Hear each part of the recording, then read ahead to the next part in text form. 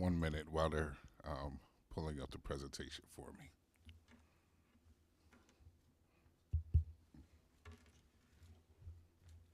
Is it this one? No, it's not. It's not this one. No. No, no, this one here. No. No, this is post 25. Oh, okay.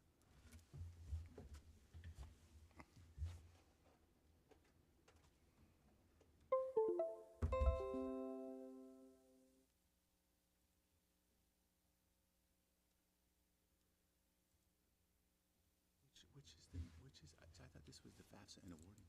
Yes. Okay. Is that it? Yep. Okay. That's it. So you want the slideshow? And did we share it? Okay, everybody can see. Yeah. Sorry about that. Okay, that's all right.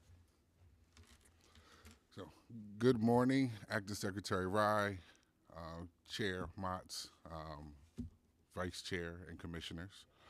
Thank you for having us today. What we'll go over is the Office of Student Financial Assistance updates regarding the 24-25 FAFSA. And can everybody hear me?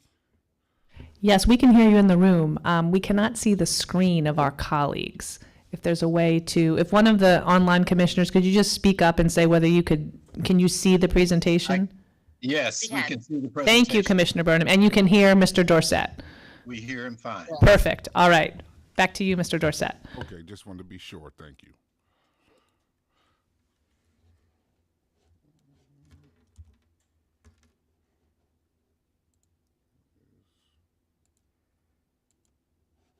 Sharing? Does not seem like it's sharing. Doesn't seem like it's sharing.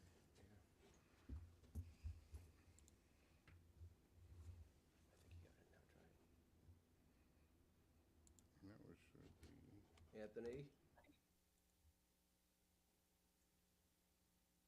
It's not transitioning. His is- It's not his is, transitioning. but this, the Yeah, main- no. This doesn't work at all. Only this one works. But it's not Transitioning. scrolling for the commissioners. There, oh, maybe not. No, that's not.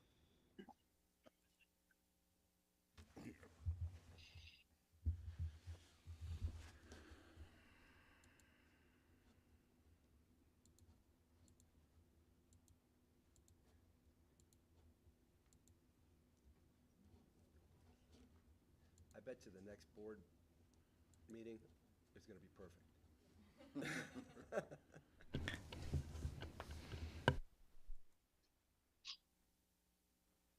I don't know why it's not.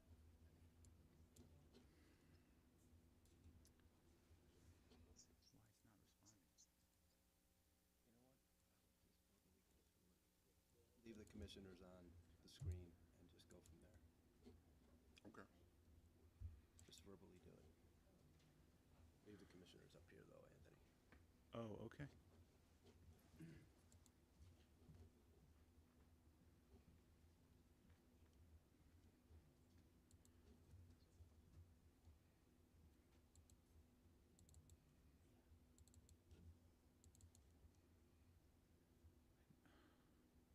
Yeah, sometimes the restarting.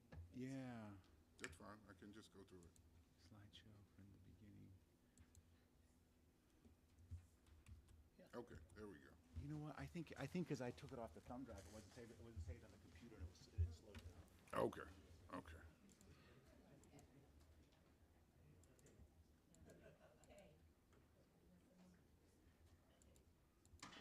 It did it for him. It did once, but now it's not again. Yeah. But I want to just take it down so that we can see the commissioners. It's not moving. Right, let's just take it down so we can see the commissioners. And I don't know why it's doing that. that's fine. Yeah, we just do. You can just do this. Just hit the cursors. Okay. See, was that not working? Yeah, it wasn't working when I sat down. Oh, So it's okay, like well, when I'll you stay- leave, I'll stay okay. seated here for me. Let's make sure. Okay, so we're ready to move on. So what we'll go over is We'll actually start with the 24-25 Howard P. Rawlings update. Then we'll move over to a little bit of history about MD Caps. And then we'll finalize with our transition from MD Caps to our new system that we're working on, which is the Maryland Student Information System, MDSys.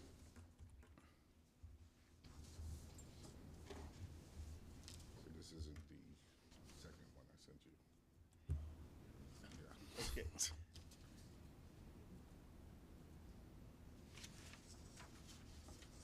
I'll go to the same one.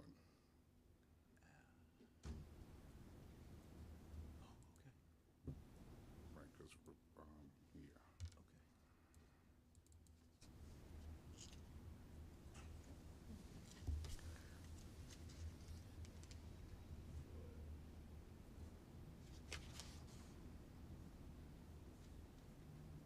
Yep.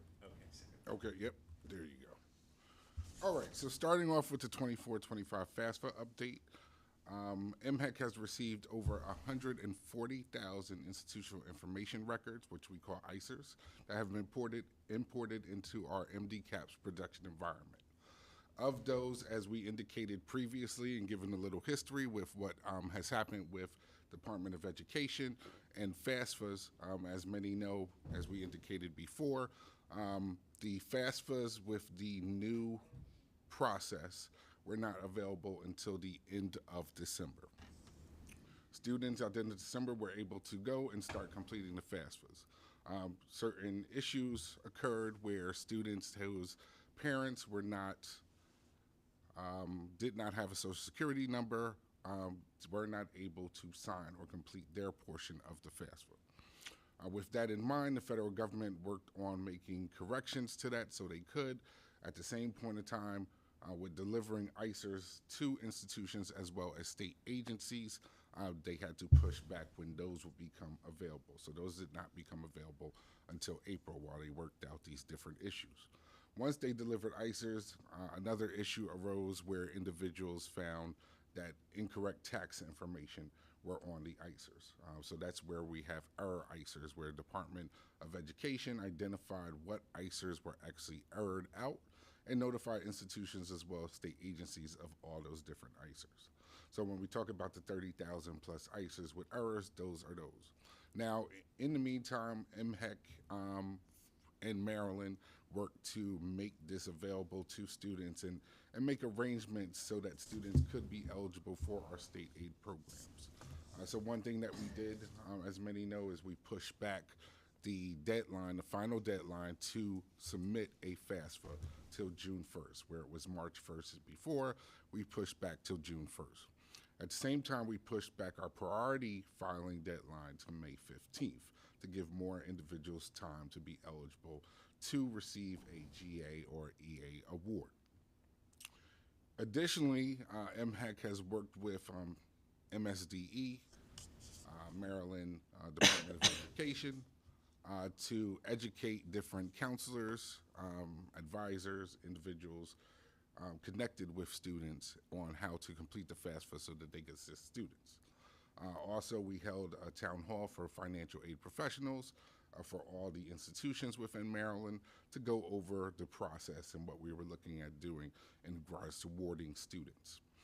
Also, we had a town hall recently in which we engaged several different groups of constituents, including the nonprofit agencies, our legislators, financial aid and institutional administrators, to really go over the plan and where we were at, trying to be as transparent as possible and educate individuals on what the next process were. So that's where we're at now, where we're still moving forward. We've looked at a date of May 1st to award students. It's still projected on that plan. Mr. Dorset, before you go on, I just wanted to commend you. You've had several town halls over the last several months, most recently a week ago, last Wednesday. And you did 4 different town halls, one for community-based organizations, one for local school systems, one for the General Assembly, and one for institutions of higher education. And I understand they were very well attended and well received by colleagues who I know. So thank you for taking a whole day to do that. Just, you know, communication is so important. So thank you for that. You're welcome. It definitely is, and like I indicated, we want to be transparent with individuals knowing what steps MHEC is taking and working with our constituents to make or assist students in their eligibility to pay for school and make the best choices that they can. Mr. Dorset, just one question. First of all, let me echo the chair's thanks to you and your whole team on this. I just want to make sure I have my math right. So I'm seeing 140,000 ICERs, and from those ICERs, we're subtracting the 30,000, 17, 9, and the 3. Yes. Okay, I just want to make sure that those were discrete numbers. Okay, thank you. So, and where this relates is when it comes to processing, right? So it's different pieces of this equation. So first you have the error ICERs where we can't move forward until we actually receive the updated ICERs, which the federal government has promised they will provide, and they're anticipating by May 1st. With those 30,000 ICERs, we broke our communication to students into 2 groups. The group of students that had good ICERs and the group of students that had error ICERs. So 2 different pieces of communication, both indicating that we did receive their FAFSA data. With the students with errors, we indicated that the Department of Education did recognize that there was an error and that they will be providing us with a new ICER, and that more communication will come to them as we get those updated records from them. With the individuals that had good ICERs, we just indicated to them that we received their ICER and that they should go to MD CAPS to review their information. Additionally, you had about 17,920 rejected ICERs. Rejected ICERs can happen for many different reasons, such as the tax data that the individual puts doesn't match. The individual may put by mistake that they paid their wages in taxes, in which you'll show that the taxes that they paid is the same as the wages or even more than the wages, and that may come to a rejected ICER. In other instances, especially in those instances where the students' parents that were undocumented could not sign the FAFSA, the federal government did allow them to move forward and process their FAFSA, so those came up as rejected ICERs as well until those corrections were made. Additionally, we had about 3,000 ICERs with a no family size, and this is key. With the new FAFSA that came available, the federal government had about 3 different Pell categories. So individuals that, whether they were independent or dependent, that indicated that they did not file taxes, the federal government is no longer requiring them to put a family household size. With an independent individual, it's kind of easy for us because we can just identify one in the household, and this is whatever income you have. However, for a family of a dependent student, in order to be determined eligible for the Guaranteed Access Grant, it goes off 130% of the federal poverty guidelines. So with no family size, the system is unable to calculate if that individual is eligible. To assist us in rectifying this issue, we've created a family size form that we've identified those 3,000 students. They will get a family size form, which they will go on to our MD-CAP system as they get the notification. They will just list their family size and who's in their household, and then we will update that. Additionally, we are working on a roster to provide to the institutions of those individuals if they selected their institution on their FAFSA, in which if the institution has that information, the institution can update that information for the student and satisfy that requirement so that we do have the household size. So we're definitely pushing for that so that we can update these students' records as fast as possible and then identify if they're eligible for the Guaranteed Access Grant. Mr. Dorset, Yes. going back to the ICER issue, like, do we know, like, as of this time or around this time from last year or previous years, what the ICERs would have been? I think from my understanding that there's a national drop. And so, like, and I think it's pretty significant. I think from like 45% to 29%. So are we seeing that here? Yes, we are seeing a drop, but again, the one idea of it is we're still waiting for the federal government to process ICERs. So you are going to have that drop because they are behind to some degree. And then we do have students that have frustration because of the issues they've had with the FAFSA. Some individuals are waiting. So all across the U.S., every state is receiving a drop, and our initiatives have really been with the federal government identifying this week as FAFSA week, pushing institutions, pushing our nonprofit agencies, all of our constituents that work with us to really educate students and get those students and families to complete the FAFSA. So let's be very clear. Students who have applied and completed FAFSA, federal government is still processing those applications. They have not given us all ICER data. We expect more to come. That's one. Last year, I think we received about 200,000 or so. So we expect to get more. But it is also true that nationally, FAFSA completions have gone down. And can you say a little bit about the number that's down for Maryland compared to last year? One. And second, what % of high school seniors have completed FAFSA so far? And third, I will say to commissioners and our audience that we are reaching out to all school systems in the state of Maryland to encourage their students to complete FAFSA. Because students who have not completed, they are at these high schools right now. So we have reached out to them through the superintendent, Wright, and encouraging them to work with the students to complete FAFSA. Yes. So we're about between 35 and 40% last time I checked of FAFSA completion, compared to, I believe, a little bit over 60% for the prior year. In regards to high school seniors percentage, I don't have those numbers on me, but we definitely can get those numbers to check on that and what the difference is with that. And really, again, the push has really been to get as many students and families to complete the FAFSA as soon as possible. I actually have some data from NCAN that I'm happy to share Yes. from the National College Attainment Network. So Dr. Rye and Mr. Dorsett, you're completely right that nationally the numbers are down. Last year at this time, the high school seniors graduating class of 2023, 46% of them had submitted a FAFSA. Nationally this year, it's 29%. And then if you look at Maryland, we are 20th in the country out of 50.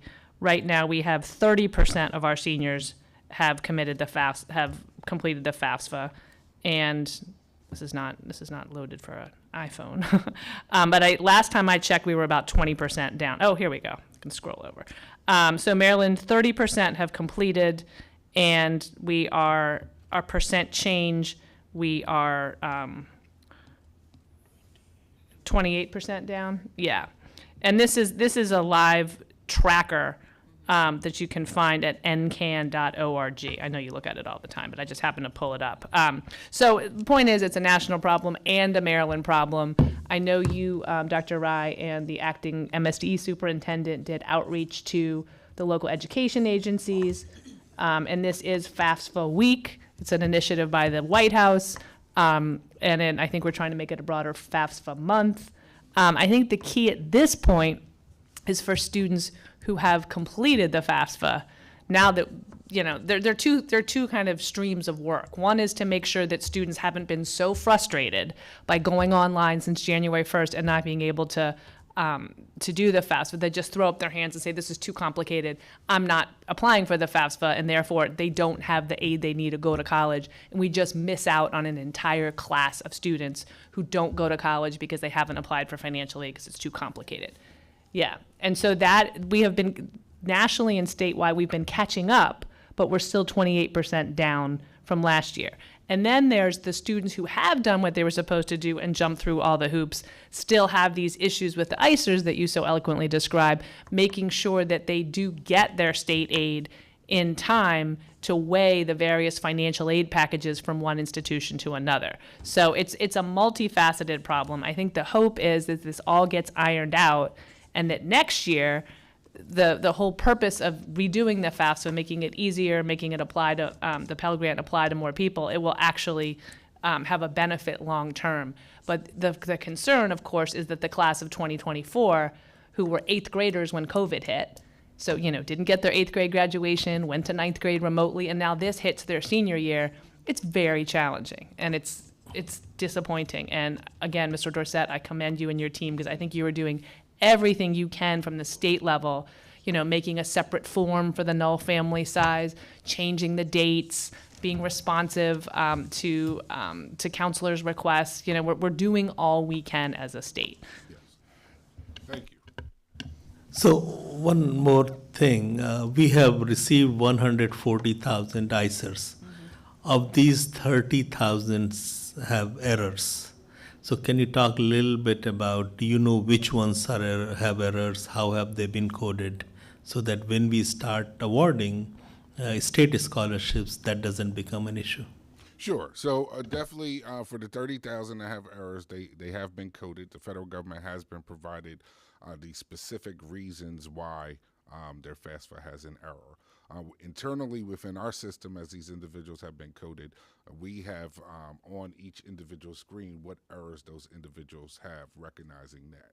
So once we get the updated ICER, which is the federal government has identified will be a different transaction. So in cases transaction 2, once transaction 2 is uploaded for that student, those requirements will be updated so that the student shows as complete with their FAFSA, and then we will move on to process those students right there. So we're tracking it in a lot of detail. We're pushing when we're meeting with the federal government, because the federal government is having its different sessions to meet with state agencies as well as institutions.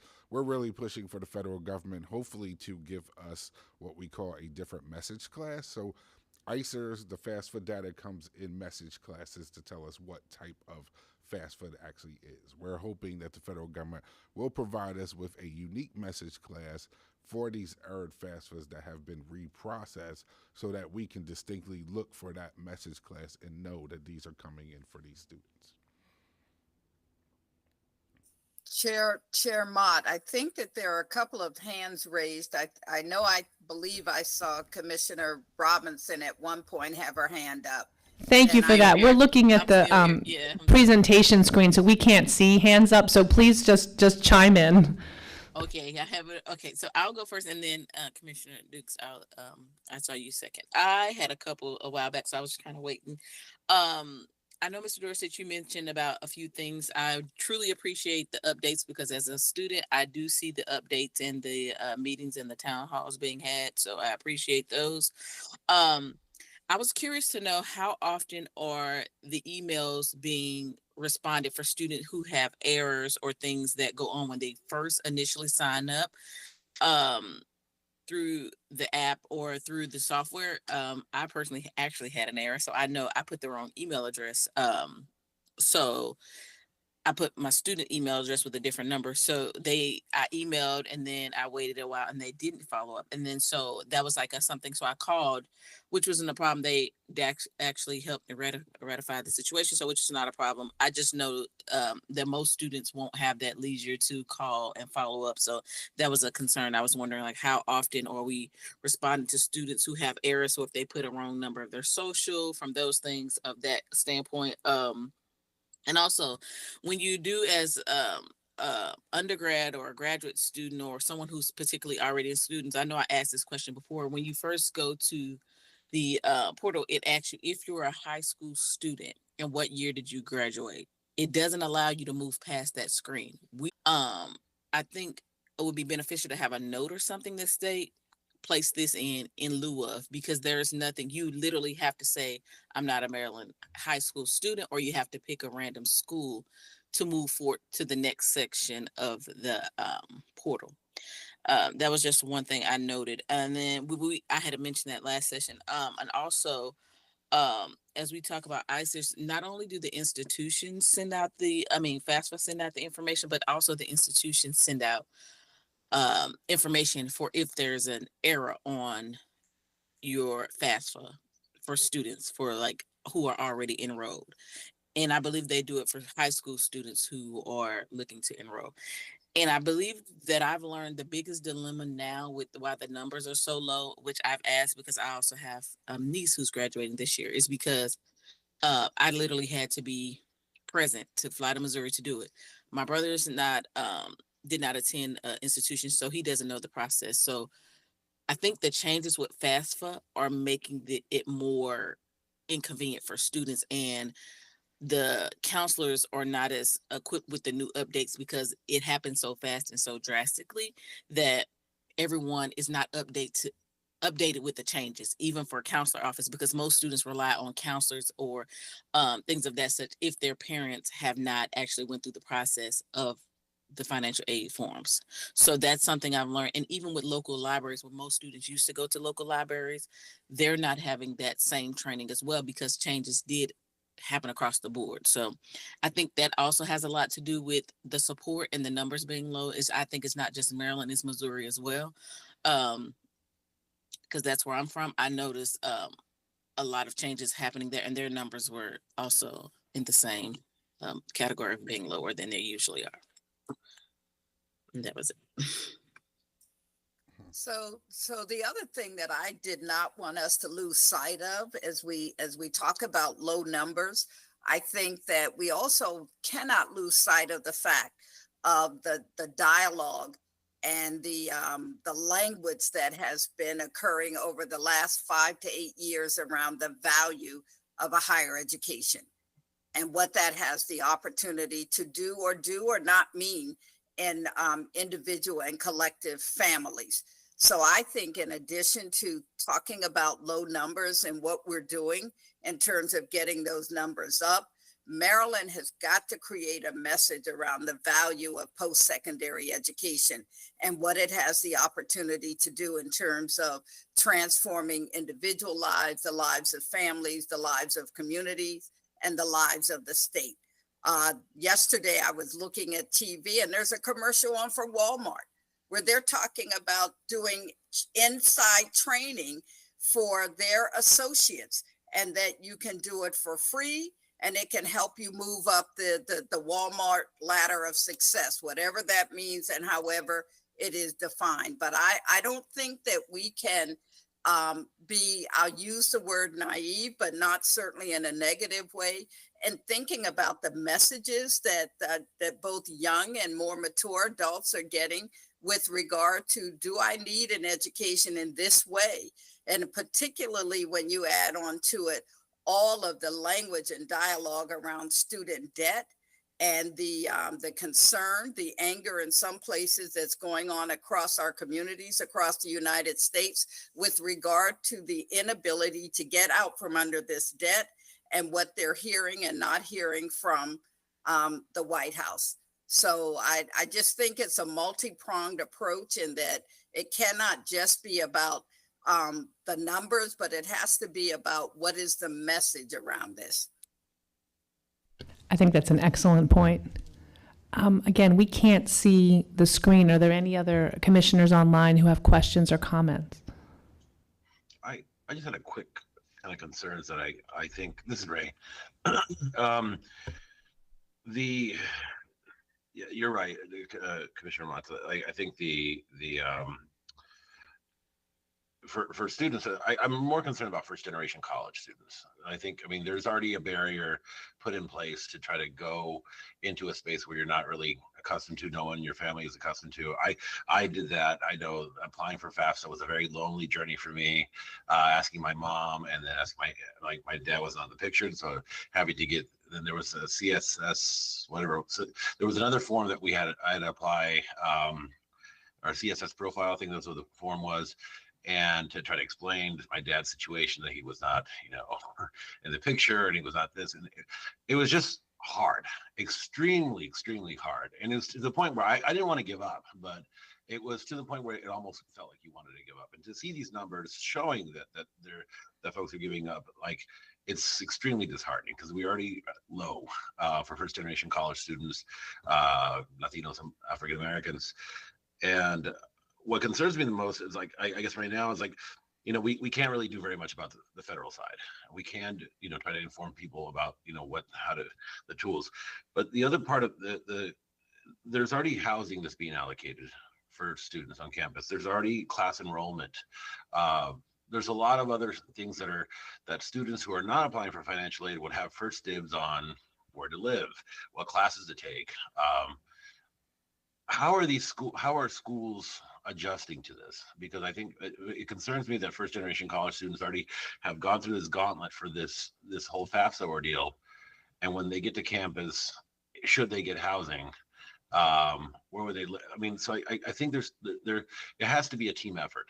It can't just be, the financial aid office, the student. It has to be the whole institution that has to address the issue, like the housing department, the registrar's office. All those folks have to be on board. Yeah, excellent point. Chair Motz, I just have a quick question. Any indication whether enrollment applications are up? Are they down also? Okay, okay. They're the same this year? Okay. That's a problem then. Okay. Good morning, this is Sheila Thompson.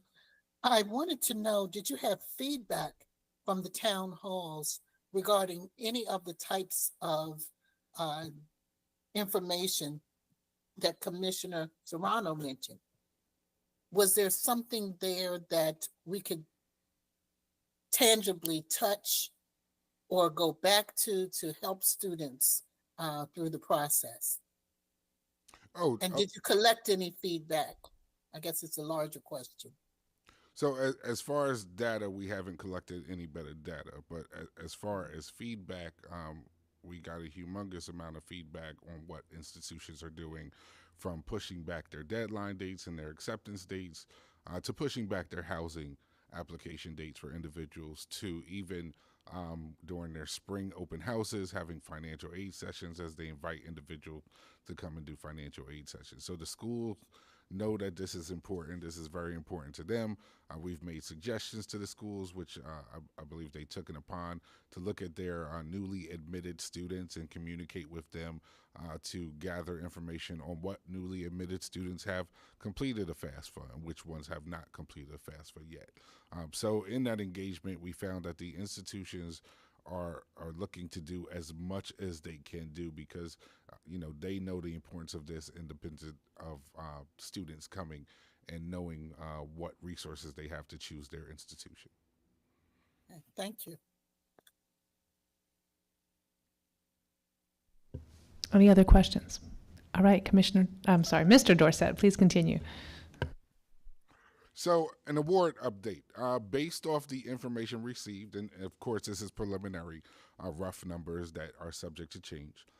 Currently we have 888 GA renewals. This includes our NGS students that receive funds, with a maximum award of $22,100. The reason why we're awarding all students a maximum award is because the federal government no longer lists a student's housing status on the FAFSA. With that being the only way that we really can gauge how much of funds we're really spending, is to provide students a maximum award.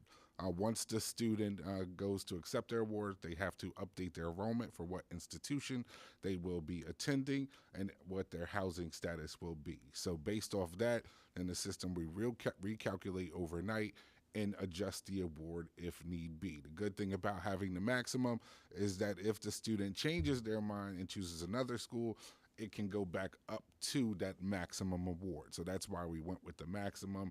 Better to know how much we would exhaust overall compared to awarding a lower amount. So we do know and are prepared that students may call back and say our award changed, even though we're putting it on the award letter so that they know.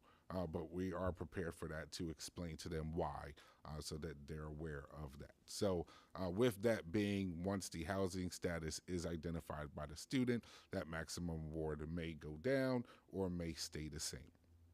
Total funds awarded based off the 888 students would be $17,436,900. There are 28 students within that 888 that need credits reported before we can award, part of the 30 credit guidelines.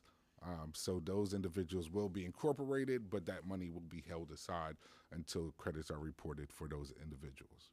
For GA initials, we have 13,999 students with a maximum award, of course, of $22,100, and the total funds awarded would be $30,904, or $30,904,640. And then EA renewals, 3,505 students, maximum award of $3,000 for a total amount of $10,515. So that's what 10 million. 10 million. I'm sorry.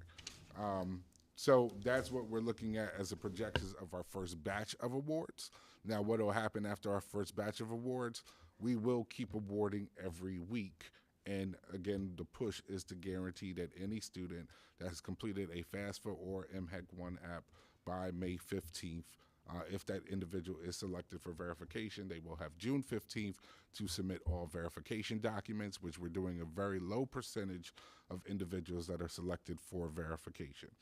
That low percentage is about 3 to 5%, and it will consist of students that have either a FTI, which Federal Tax Information Error, because the FAFSA looks at individuals that did have an error with the federal tax and had to manually input their FAFSA information or the tax information on their FAFSA, as well as a small percentage, 3% to 5% of students that have completed the undocumented students that have completed the MHEC-1 app.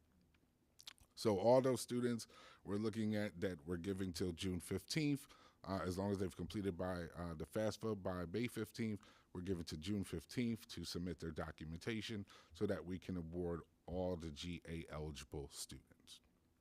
And then once we award those students, we will look at what funds are available to award any EA initial students.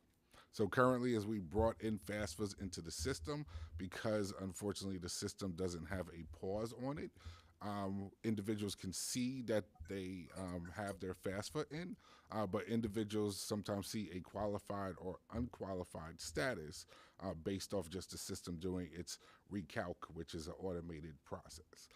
And we're indicating to individuals that that status is not a true value until we start our awarding process on May 1st, because that's when the system will be updated to really calculate an individual's eligibility as well as what their award amount will be. Any questions before I move on? Yes, we're not seeing the presentation anymore. It's not moving anymore.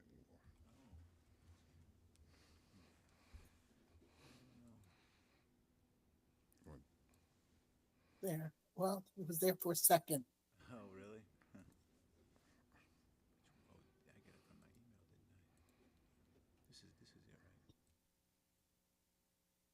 Yes.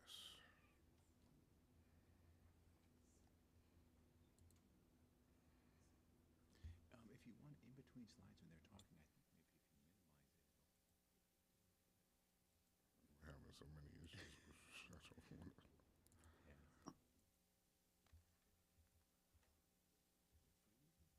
Are you seeing it now? Yes, thank you. Okay. So again, May 1st is our goal for our first round of awards. We're very confident that we'll be able to get these awards out May 1st. And then again, we'll be awarding on a weekly basis as we move forward. So moving on to a little bit about MDCAPS, introduced, which is the Maryland College Aid Processing System, which was introduced, I believe, in FY 2011. It provides online access to Maryland State Financial Aid Program information to students, legislators, institutional users, FAFSA initiative completion users, and members of MHEC, Office of Student Financial Assistance. Every user must have a username and password. The type of user is what determines what information is available to them. MDCAPS is best viewed in Microsoft Internet Explorer with screen resolution of at least 800 to 600 pixels. MDCAPS requires the use of JavaScript and cookies.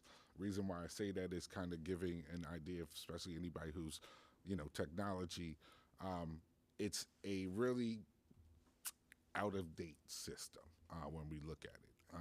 Inadequate in degrees of we don't have a population selection process. Limited queries that we can run within the system, limited scalability for new programs, limited accessibility from updated electronic devices such as our phones and other mobile type of devices.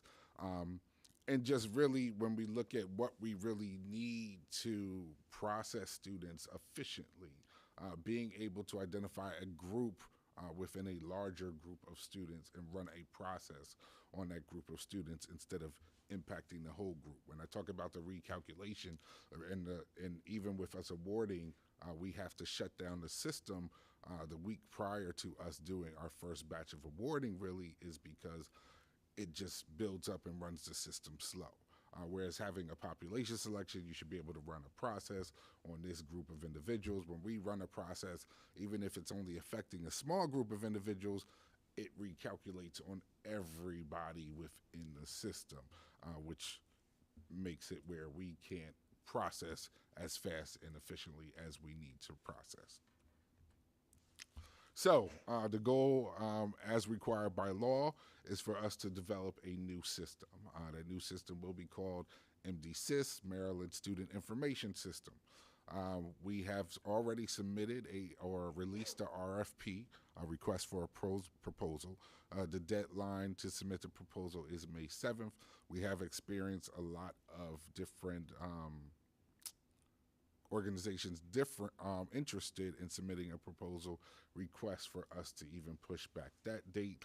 But again, with the timeline written in legislation, we need to meet that timeline. So unless we get a larger percentage of individuals keeping the assets to push that back, we would not push that back. We're currently working on releasing an RFP for the service obligation loan repayment component of the system. So the system really has two pieces because our awards have two pieces. Especially with our career-based awards that have a service obligation, there's a need to track that service obligation on individuals. Not only track that they're doing the service obligation, but also track when they graduated. If they're awarded a deferment because they're in the military or they're still in school, to track that, to communicate with them. Not only to communicate with them, but have a process where if we send them out a verification form because they're saying they're working, that they can complete that form, put what company or organization they're working for, and actually transmit directly to that company to confirm that they're working. And then once that company can click on confirm, then it comes directly back to us instead of us mailing it, then mailing it to a company, waiting for it to come back. It makes it very convoluted in the process.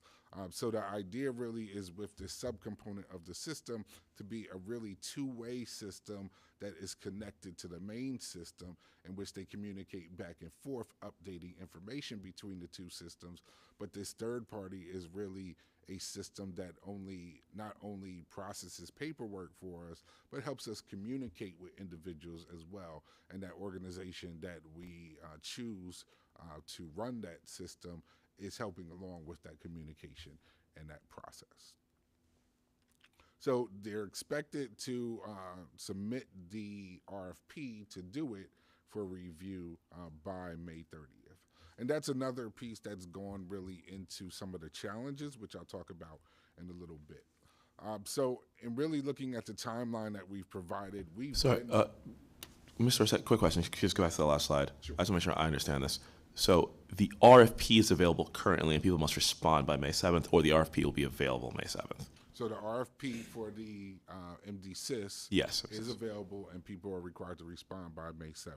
Got it. The RFP for the solar component, we're going to put in for approval by May 30th. Excellent. I have thoughts there, but if you could share those RFPs with the commission, that would be super helpful. I have thoughts, but it'll be just helpful to see that. Thank you. Definitely. So timeline-wise, we've hit a lot of obstacles in the beginning from it. We've started pushing this out really since I came along, which I started in August 2022. We were working on getting this RFP out ever since September 2022.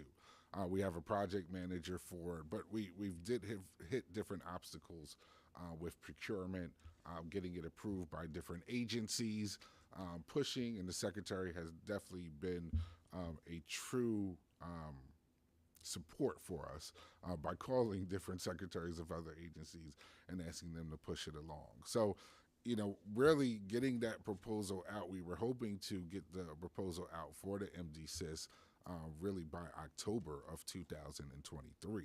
However, with so many obstacles that we hit, we really weren't able to get it out until that January, February time.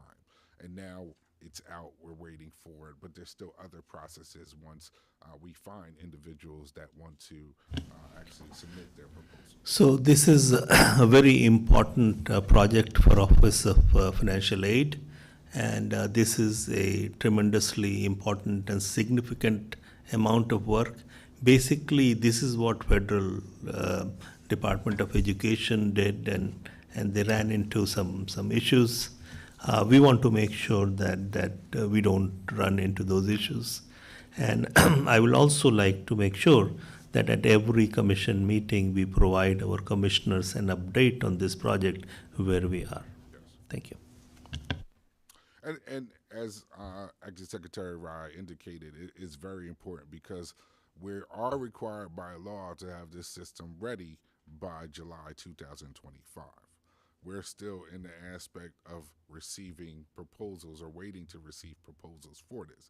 We don't want to rush the implementation of this system and have the experience that we've had with the federal government.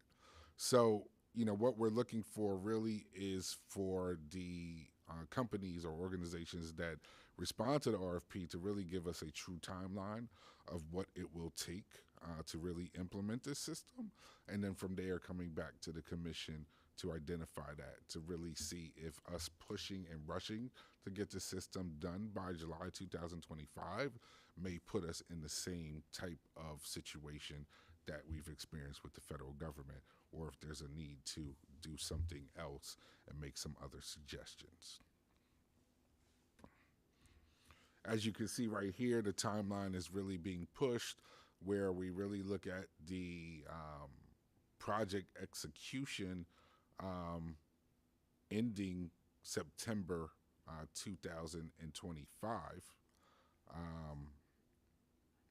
And the project execution, the project planning ending in 2025, September 2025, and the project execution starting in October 2025. That's a heavy push, I could say, to getting a company in, starting to create a system for us. Not only that, but also exchanging the data from the prior system to the current system, making sure everything works. So we are on top of it. We're pushing on it every day, but it is extremely short timeline for us to get that done and get it done properly. So again, we will keep you updated on that. And the concerns really, like I indicated, the system is required to include an integration of the student's tax information from the comptrollers as authorized under 13-203C12. The system is required to be integrated with the federal student aid system to retrieve FAFSA data.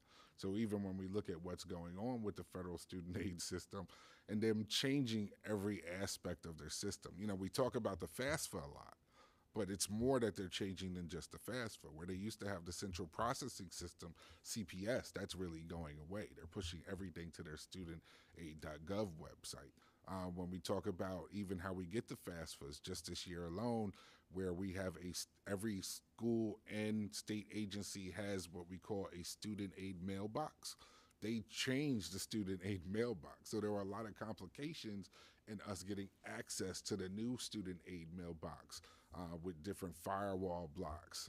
They've had to have sessions on a weekly basis for about 2 hours of an open house where anybody from a school or state agency could call to get assistance with making the corrections so they could get this data. So all these different pieces that they're changing, but we have a system that needs to be able to incorporate with those changes, is that time that really goes into it that we really need individuals to understand. It's not just, hey, I could just flip over a switch and this will be ready to go.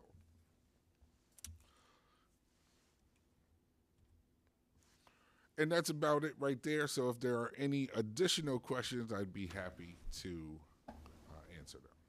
And your presentation will be available to all commissioners. Yes. Thank you. Yeah, if If you could email that to us, that would be wonderful. Yes. Thank you. I had a quick thought, but I just wanted to defer to any of my online commissioners, as I know, I realize we couldn't see you during if there are any questions online before I say. So first of all, and on particularly the MD-SIS side, how will I say this? We in Maryland have played that game many, many times across many types of programs with creating new systems, and the rollout of the system does not go well, and the people who need the benefit don't get what they need. And so a couple of things that I would just say on the front end. One, and I imagine one of the agencies I imagine was Do It, who's part of that. I strongly recommend engaging with Secretary Savage. We have finally in Maryland a digital experience team meant to basically help with this, literally rolling out new systems that interact with citizens. And I recommend we engage them proactively now. That's number one. I think, say two, I'm not one for creating more bureaucracy, but I'm looking at my chair. It may make sense to have a commissioner or two be part of some type of small contact group as we think about rolling this out over the. Thank you for volunteering, Vice Chair Agood. I did not necessarily volunteer. I think we have some amazing experts, but I will fall on the sword if I have to. But I think we ideally want to be involved as we roll this out between now and July 25. And I'm looking at Commissioner Warmack, who I think would be an amazing. Thank you for actually volunteering, yes. Commissioner Warmack. And then thirdly, and this is just more of a agile development point of view, I think one of the challenges with the FAFSA was that effectively they tried to flip a switch. We had one system, and then we had another system for everyone. And anyone who's ever developed technology, that is the opposite of what you do. You never roll out the whole thing all at once to everyone. And so thinking about how in 24-25 school year we can roll out in small ways, test at scale. So we could, if we had tested, I'm making this up, with a county, with a jurisdiction, we would have seen, oh shoot, there are all these issues that we should take care of before it actually rolls out. And so that's just I think Do It would probably say the same thing. So that's just my concern here, that we'll be here a year from now and the feds will have figured their stuff out, but then we're having our own issues and we have another year of students having a really rough time. So that's just something that I wanted to say out loud, and I hope smarter people than me volunteer, but I will if I have to, because I think this is really important, because I'm worried about another year of what the chair described. Do we have any volunteers? Commissioner Warmack? I don't want to put you on the spot, but I'm aware of our open meetings obligation, so I don't want to have any offline conversations either. Absolutely, yeah, absolutely. Thank I'll you, be Commissioner part of Warmack. Wonderful. And let me assure you, being in financial aid for over 25 years now, I've worked with about 5 different systems. I've implemented about 3 different systems. Understanding that it's a transition, looking at creating an outer shell for a visual view while you're working on the back end, keeping the old system. Hopefully that connects with the outer shell until you transmit all the data over to the new system is a key piece right there. So, of course, any participation, any suggestions, always welcome. Definitely, I know more people have much more experience than me in many cases in other areas right there. But the push really is to build a system that is going to be positive for the student experience, positive for our business processes, to make our things more efficient.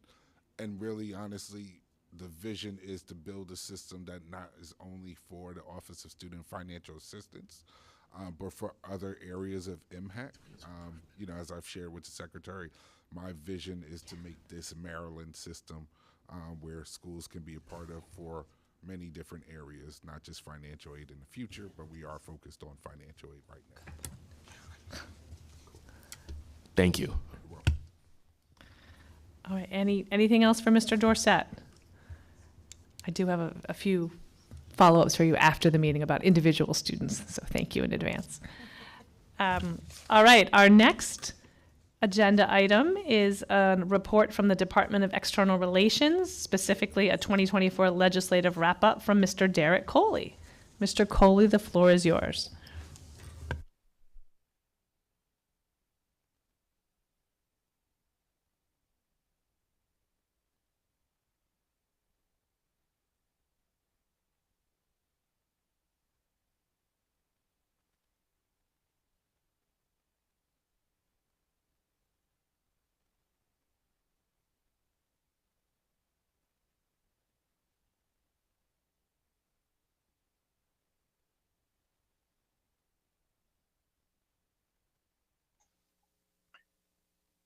Madam Chair, if he's saying anything, we can't hear Mr. Coley.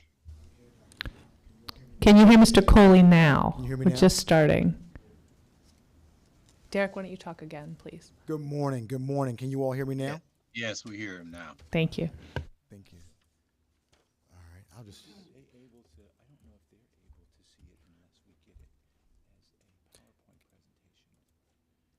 Can you all see it online?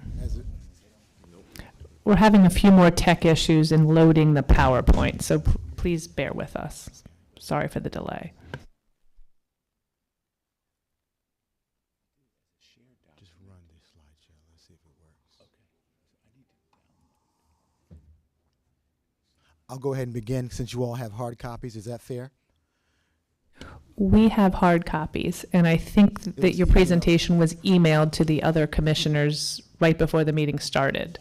Okay. Thank you. I Okay. see Dr. Duke shaking her head. Thank you so much. Okay, All great. right. So the, Chair Motz, thank you. Vice Chair Agu, thank you.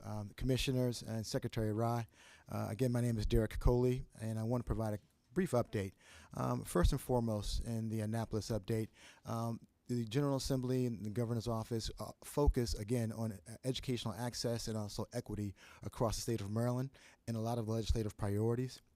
The first bill you see before you is House Bill 1244 and Senate Bill 1022 as relates to the academic program approval bill that, in fact, we were a part of the work group on. I won't do a deep dive on this bill because Dr. Dow will, in fact, share some of the points in which respect our agency has to implement in this bill. The bill did go to conference in the final days of the legislative session, and in fact, the conference committee report came out, and House Bill 1244 was in fact adopted on the Senate side.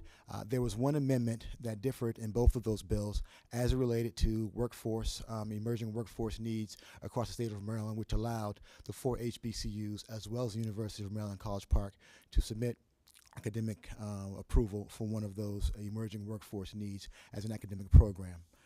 Moving forward, again, I will skip a few pages in this update, but I just wanted to share some of the bullet points that our agency are required to implement under Dr. Dow's leadership in academic programs.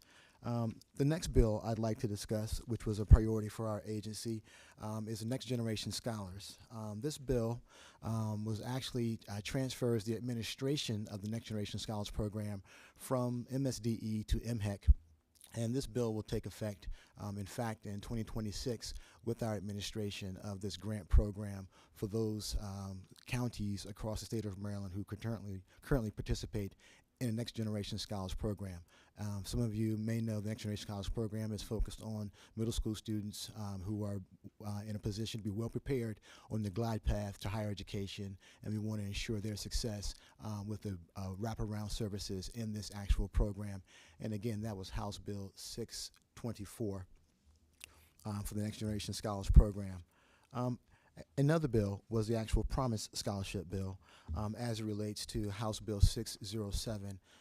This bill was unique in the fact that initially the Promise Scholarship was not applicable to those individuals who were seeking credentials for non-credit courses.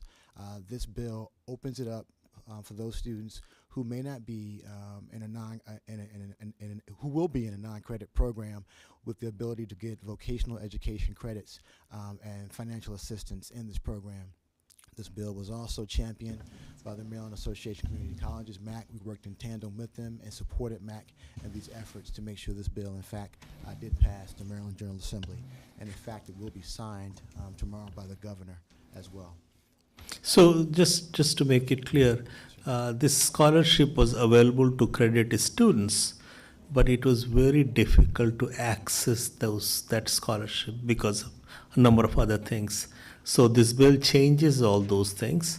Second, now this scholarship is also available to non-credit students, and it completely decentralizes the Promise Scholarship Program.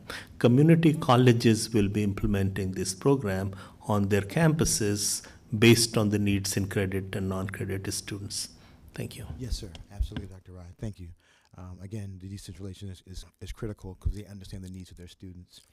House Bill 901. Before you go on, Mr. Cooley. Yes, sir.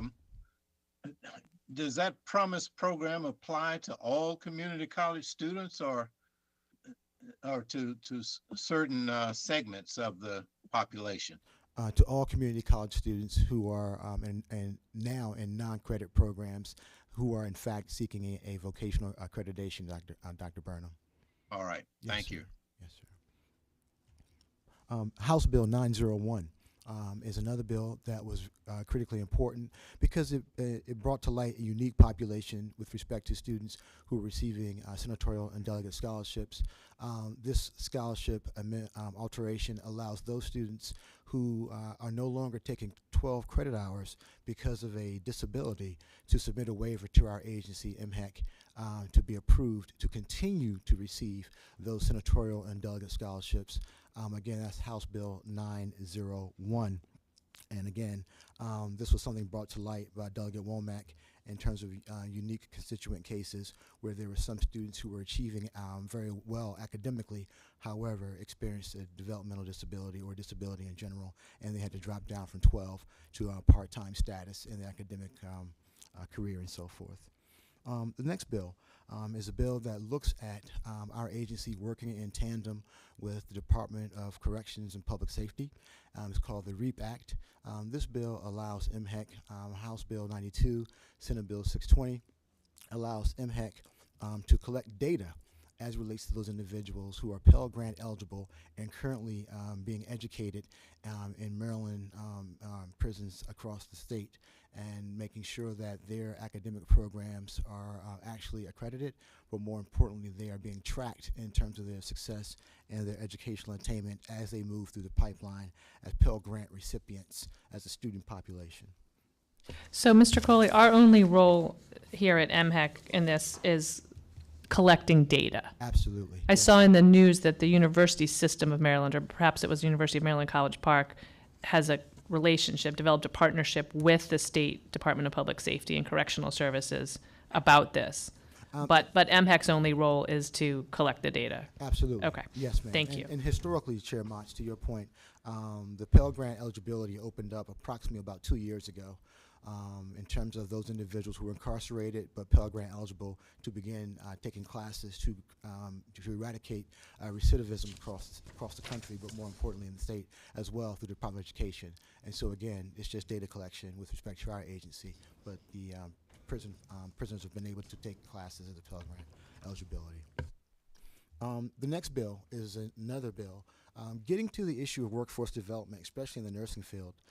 House Bill 354, Senate Bill 718, Maryland Pathway to Nursing Pilot Program and Advisory Committee was established, and primarily MHEC's role is to be a part of this advisory committee to explore how this in fact will work. This bill has the potential to create 2 pilot sites across the state to provide grants to those 2 pilot sites, primarily community colleges, but more importantly, give them the opportunity to actually track their students more with wraparound services. If in fact the advisory committee thinks it can be done in December of this year, this bill will enable those pilot sites to provide child care assistance, transportation assistance, and more importantly, a deep dive in terms of their financial needs to make sure those students who are part of this Pathway to Nursing Pilot Program have everything they could imagine in terms of success afforded to them to figure out how, in fact, those supports can be extended to a unique population of students in this pilot program. And how are the advisory committee members selected? They're selected through the Board of Nursing in the state of Maryland as well. So a lot of them are currently Board of Nursing members, as well as some of the individuals who are actually educators in the nursing departments across the state as well will be a part of the actual advisory board as well. And we haven't determined who from our agency would be a part of that, but this falls in again under Dr. Dow with respect to academic programs and so forth. And does the statute say, is the statute explicit about who the appointing authorities are? Yes, the appointing authority primarily is the President of the Senate and also the House as it's written currently, and then also the individuals who are currently serving on the Maryland Board of Nursing as well. So. Okay, great, thanks. Actually, Mr. Coley, just Yes, one other question here. So it also says here that the Secretary of Higher Education will issue these 2 grants. I assume MHEC will be responsible for the grants management, meaning the overseeing and making sure that the grantees did what was agreed to. Absolutely. So to your point, this is similar to the Maryland Promise with respect to decentralization. Once the 2 pilot sites are determined, we will in fact provide the funding to those 2 pilot sites to administer and to administer the actual program. But of course, there will be some reporting involved as well. And I'm looking at Mr. Newman. Mr. Newman, I assume we have the FTEs to make sure that we can additionally manage that program? Yes. All right, excellent. And how much money is it? It hasn't been determined yet. Again, this is just the initial phase. I think this will be one of the charge of this group that is being formed, right? Yes, Chair Motz. The initial phase is for the report to be established with the advisory committee first, and then they'll go forward. I see. So it's not funded at this point? No, ma'am. Okay. Thanks. All right. Also, there were a number of Office of Student Financial Aid bills. One of the bills, as you all know, the tragedy of the Francis Scott Key Bridge, our agency leaned in to look at how we can help those transportation workers, their families, and also spouses who may, in fact, either be in college or about to begin their college journey, how we can help them as an agency. And those individuals will be identified who unfortunately experienced a family tragedy with the Maryland Department of Transportation, and the names will be shared with our agency, and at some point we will conduct outreach to them. This is a unique population with respect to those tragedies, as you can imagine, and we'll make sure that they have all the information they need, especially as relates to the MDCAPS account and other financial resources we have here at our agency. All right. And also, under the Janet Hoffman Loan Assistance Program, House Bill 545, we found out that school nurses were not eligible for this program because initially, when it was established, there were not a workforce critical need for school nurses. This legislation expands school nurses, especially in Title I schools and other areas in the state where there are early indicators of health disparities. It will expand the opportunity for those individuals who are school nurses to apply for the loan assistance program. This population, again, initially was not a part of this legislative process, but now they will be, and this bill will be signed in short order as well.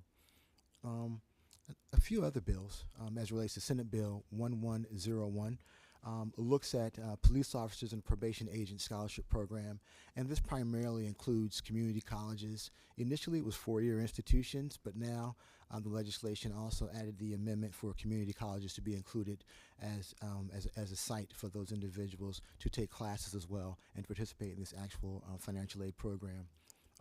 Senate Bill 691, House Bill 899, again, firefighter and ambulance and rescue squad members scholarship alterations, looks at expanding. This is another critical workforce need scholarship bill, which allows those individuals to participate in receiving financial assistance to, again, strengthen that workforce.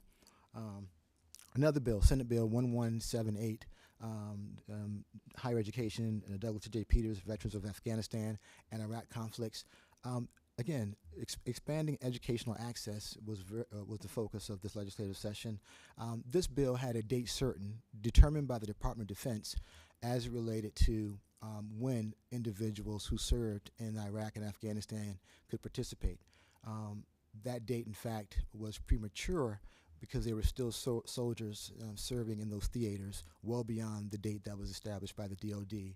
So this bill expands that date to the last date in record wherein individuals left those two theaters, and allows those service members who were precluded because of the initial date to now participate as veterans in this scholarship program. A few additional bills that were discussed. I'm sorry, are there questions? Yeah, just a quick question. So on these, like, on the bills that are being passed, like is there a part of the legislation that includes like the metrics of how many people are utilizing these scholarships, how many people are applying for them, how many people are getting them, whether there's money left on the table at the end of at the end of the year. I just and the other component is there funding for rolling these out? I just feel like there's a lot of different scholarships being put out there, but like it's not just kind of if we give it out, they will come. It's like we have to find a way to get that information out to the audience that we want to get it out to. Is that in that? And is there any part of that legislation that includes that? Well, there isn't, but is it Commissioner Serrano? I can't see the screen.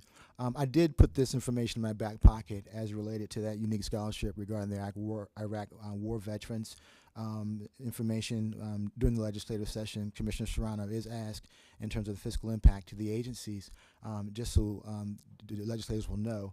For that one unique scholarship regarding the removal of the date, in 2022, 2023, the award amount were 35 who were initially awarded, 92 were renewed, 127 total. The total amount was $669,000 in terms of scholarship funds that we dispersed. In 2023, 2024, there was one award which was not accepted for whatever reason, 38 initials, 87 renewals, and then the total amount for 2023, 2024 was $639,000. So Commissioner Serrano, we are here at the agency tracking information as judicious as possible to make sure that we do meet the needs of those individuals applying to these scholarships. And to answer your question, the second part with respect to marketing and outreach, in fact, I was just on the University in Cambridge on Eastern Shore last night doing a town hall with the delegates and senator out there last night. And so we are pushing the message with respect to these opportunities throughout the state, sir. We're increasing our efforts. So in terms of like the money that's being dispersed, but how much money was allocated by the General Assembly, and how does that reconcile? Well, it depends on if it's a new or unique scholarship. For example, the Port Act, the Bridge Scholarship for those foreign transportation workers. This had language, I didn't do a deep dive, but this had language for private donations as well to be sent to the treasurer for the state of Maryland and for MHEC to administer that scholarship, even with the increase of private donations, in addition to our resources here at the agency as well. So, Commissioner Serrano, if it's a new and unique scholarship with a large fiscal impact, there is a note made with respect to the Department of Legislative Services of what our financial needs would be. And the school nursing program, we have to see who's identified by the Maryland Department of Health with respect to those schools wherein they can actually make application from those geographic areas as well. So, Commissioner Serrano, in some instances, some of the scholarships have eligibility requirements in a very tight geography that we look at as an agency to ensure that we are following the statute and so forth through our regulations. So when the bill was passed, was there a price tag on it? Was it like, so the nursing, the school nurses bill, was there a certain amount of money that was appropriated for this year or for next year, depending on, and that's the money that's going to be that can be dispersed? Well, under the Janet Hoffman program, correct me if I'm wrong, I think it's like 12 million. Am I right, Al? 7 million. Sorry about that. 7 million under the actual program. So to your point, there are various financial aid vehicles within that program, and again, we try to disperse funds on a first come, first served basis. Okay.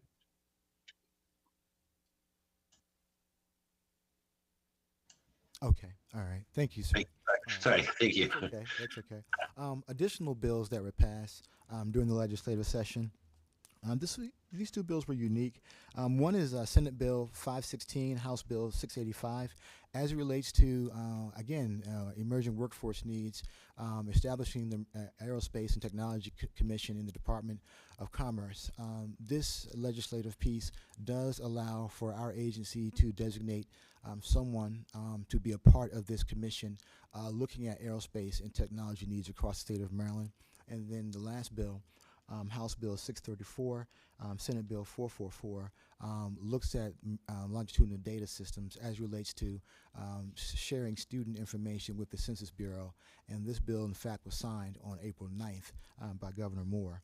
And one final note is that, there are two more bills that are of importance as well. Senate Bill 377, as relates to teacher development and retention program. Again, this is getting to the effort of trying to increase the pipeline of teacher recruitment and development across the state of Maryland. And then also House Bill 4, which looks at legacy admissions across the state of Maryland and those institutions who receive state funding and precluding them from using legacy admissions in their decision process. As a result of the affirmative action case of the Supreme Court, this legislation also moved forward as well in the state of Maryland. And then Mr. Coley, can we just pause on that last one, because that's a biggie, right? Just to be clear, any institution of higher education which receives state funding, which is pretty much all of them, because of the Sellinger money, even for the private colleges, is no longer allowed to use information about legacy, whether your parents or relatives went there, or whether you're related to a donor, in admissions criteria, following the trend that many private colleges have already done. Yes. When does this take effect? I want to say July, once the bill is signed, July 24th is the general timeline for most July the of this year? Yes, ma'am. So for the next academic cycle? Yes. Okay, that is, I think, worth noting. And as you point out, it's not required by the Supreme Court affirmative action case, but I think that it is certainly in response to it. It is. You may not know the answer to this. Is there any other state in the country that has passed a bill like this? I want to say Texas, Vice Chair Agu, but I can do some research to figure it out and see. Not urgent, but just curious. Yeah, I can. Thank you.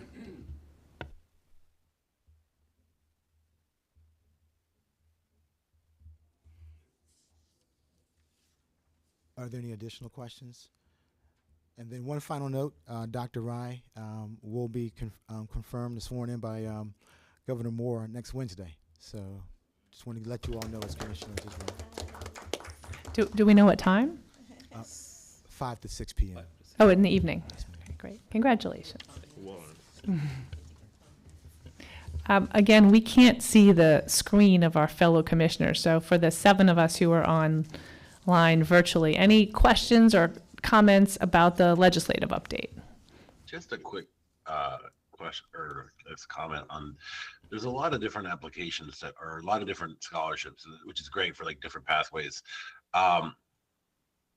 Again, I'm taking it from the standpoint of the student in a kind of, I mean, is there a way of streamlining the applications? I know they're different, there's Yes. ways basically for different purposes, but I think, it's a bit overwhelming for a student to come in and say, well, you'd have to go onto this page on that tab, You're absolutely right, Commissioner Strong. I'm not trying to interrupt, but I see Mr. Dorsett making his way to the table. And the short answer is, yes, you're right. And they're on it with the One app, I believe. But Mr. Dorsett, please educate us. Yes, Commissioner Serrano, it's already done. The One app has every scholarship application we have on there. The student selects it. It's a smart app that strategically answers questions to the specific scholarships that the student requests to make sure that they meet the eligibility requirements. And then once the student completes the One app, they can log into their MD-CAPS, and it will tell them if they need any documentation, as well as their eligibility for the program. As we receive more programs, we add those programs to the One app. And the One app a student can do multiple times. So if they do the One app at a time that the scholarship is not open, once we notify individuals that the scholarship is now open, they can go on the One app and resubmit the additional information. And that's happening now. Yes. Yes. And just to be clear, the One app is not actually an app on your phone. It's an app is short for application, and you have to go online, on your laptop to do it. Yes, you log into MD-CAPS, and it's available for a student to select once they log into MD-CAPS. But once we change our MD-CAP system, we'll be able to do apps also. Right now, the current system will not allow for that, right? Yes, so it would be an app within an app in a way. Ultimately, we're looking at having the MDSIS as a app, and then it still would be an application within that app, but it'll be part of the Ultimo app. Thank you, Mr. Dorsett, and thank you, Mr. Coley. Madam Chair, I just want to note that this report highlights the great deal of interest apparently that there is in the General Assembly as it pertains to higher education in Maryland. And I, for one, found this comprehensive report very, very helpful in providing additional perspective to what we are doing in serving our role on this commission in concert with the wishes and desires of the legislature. So I want to commend Mr. Coley for the work that he's doing there and for this very comprehensive report. Thank you, Commissioner Burnham. I completely agree, and I would add that it is heartening to see that our legislature supports the governor's goals and certainly MHEC's goals of access and equity and innovation and success, of course. So it's, I agree, it was a very illuminating report and a lot of work done in Annapolis over the last 90 days. So this is Barbara Howe, and I just want to indicate that it's exciting to see that the legislature is concerned with all of those issues that we deal with all of the time. And I want to make sure that together with their concern that there is funding available for all of those programs so that they can move forward. Thank you. Dr. Dukes? Yes, I guess I do want to certainly echo Commissioner Burnham and Commissioner Howe, but I always have a question too about capacity. It is great that we are moving in these directions, but we know that in many ways that the commission has to manage all of this. And, are we thinking about internally the capacity to do this work? Even as we just talked about the financial aid system and the kinds of things that need to happen there to ensure that we are fully serving the constituents of our state. A point very well taken. And worth further discussion with the staff leadership and the governor's office. And the only other thing I want to add is Commissioner Serrano. I think that there are a couple of states that Virginia has passed a legacy ban only on its public institutions. I think that Connecticut, Massachusetts, and New York are considering a ban. And I think Colorado is the only other state that's fully passed the ban. So there's considerations. It seems to be, certainly across the United States, but those are the ones that are making the news these days. Excellent. Thank you. Did you have something to say, Dr. Rye? No. Okay. All right. Thank you all. And we're to our final department on our agenda, the Department of Academic Affairs. Dr. Dow is going to update us on post-2025 completion goals and transfer implementation plans.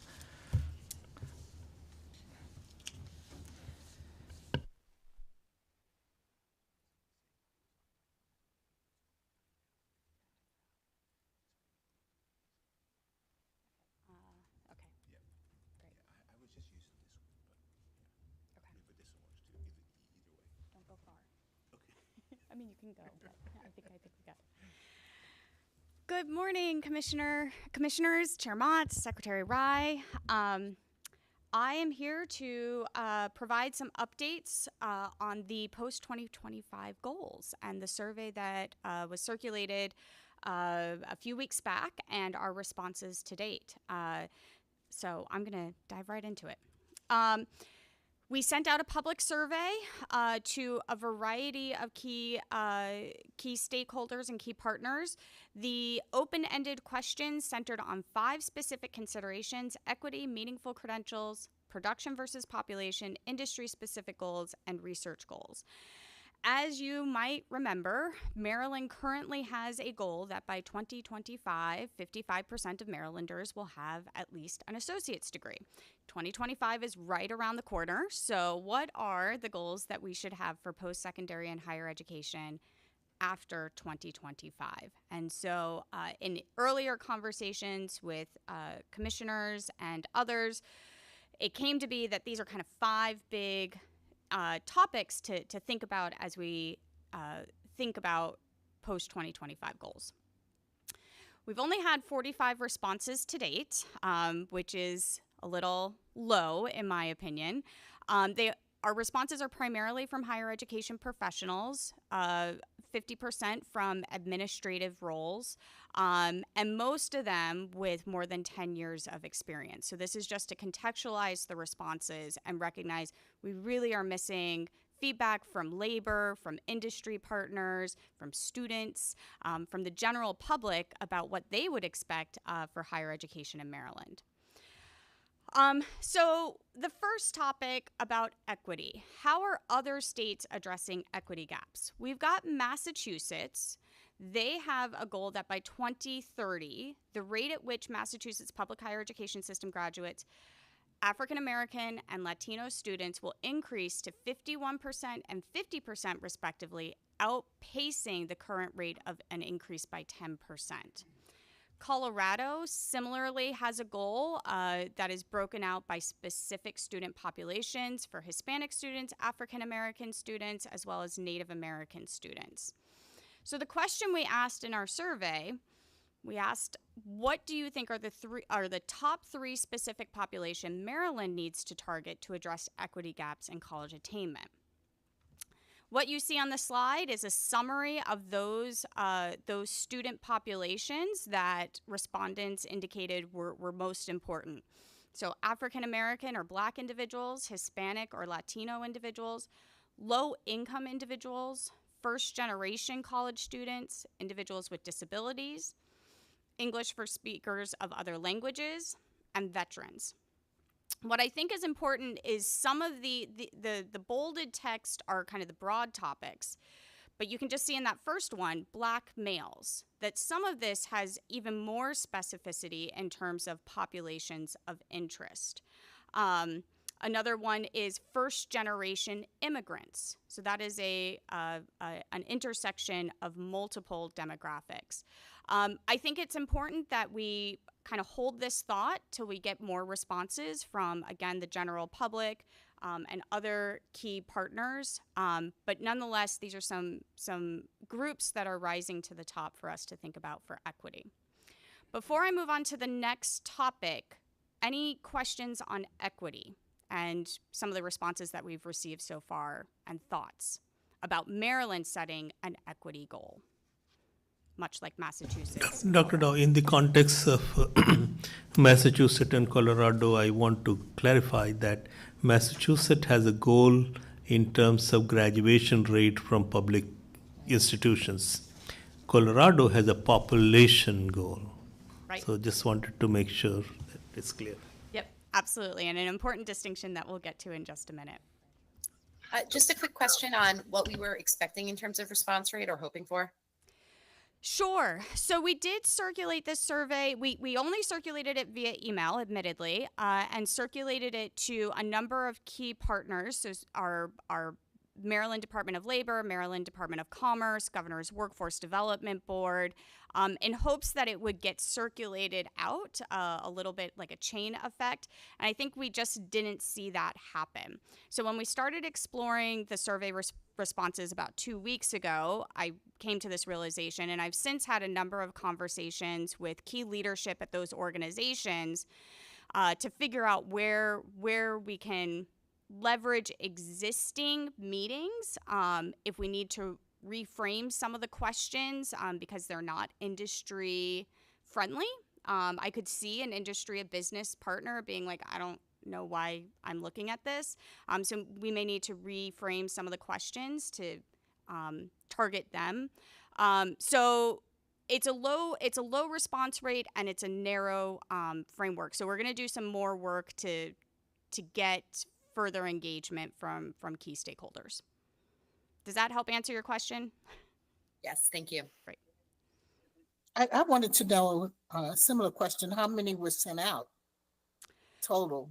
Sure. I mean, it was hundreds of email addresses that we circulated. And again, it was with the expectation not only for you to respond, but for you to circulate to your partners, to advisory councils, to business organizations. And I just don't think that quite happened the way, and that has been effective in the past. For some reason, it just was not effective this time around. Thanks. Yep. Anything more on survey response and equity before I move on to the next topic? Okay. Next, type of credential. Again, in Maryland, we have our goal is set for an associate's degree or higher. This was set in 2013, very ambitious, particularly in light of President Obama's national goal. But we've now since realized that there are lots of other credentials out there that are very, very meaningful. Other states have included certificates as part of their state higher education completion goals, so states like Kentucky and Michigan. The Lumina Foundation tracks post-high school educational attainment, not just associate's degree or higher. So when we use Lumina's metrics, where they include both certificates and industry-recognized credentials, Maryland's actually above the national average. We're doing pretty well, 58.4% versus 54.3%. So the question we asked on the survey, do you agree, and we identified several elements, do you agree that these elements are essential to defining what a meaningful post-secondary credential is? And so we asked them, does the credential provide economic mobility? The credential is either a license recognized by the state or national professional organization. The credential is one step in a larger educational or career pathway. The credential leads to a living wage. The ratio of debt to income upon completion still allows the individual to maintain a living wage. And last, the student incurs no or little debt upon completion. All of those metrics, except for the last one, everyone pretty much agreed that those are defining features of a meaningful credential. So what I think is interesting and what I'd like to point out is those last two items, that people agreed that the ratio of debt to income upon completion still allows the student the ability to maintain a living wage.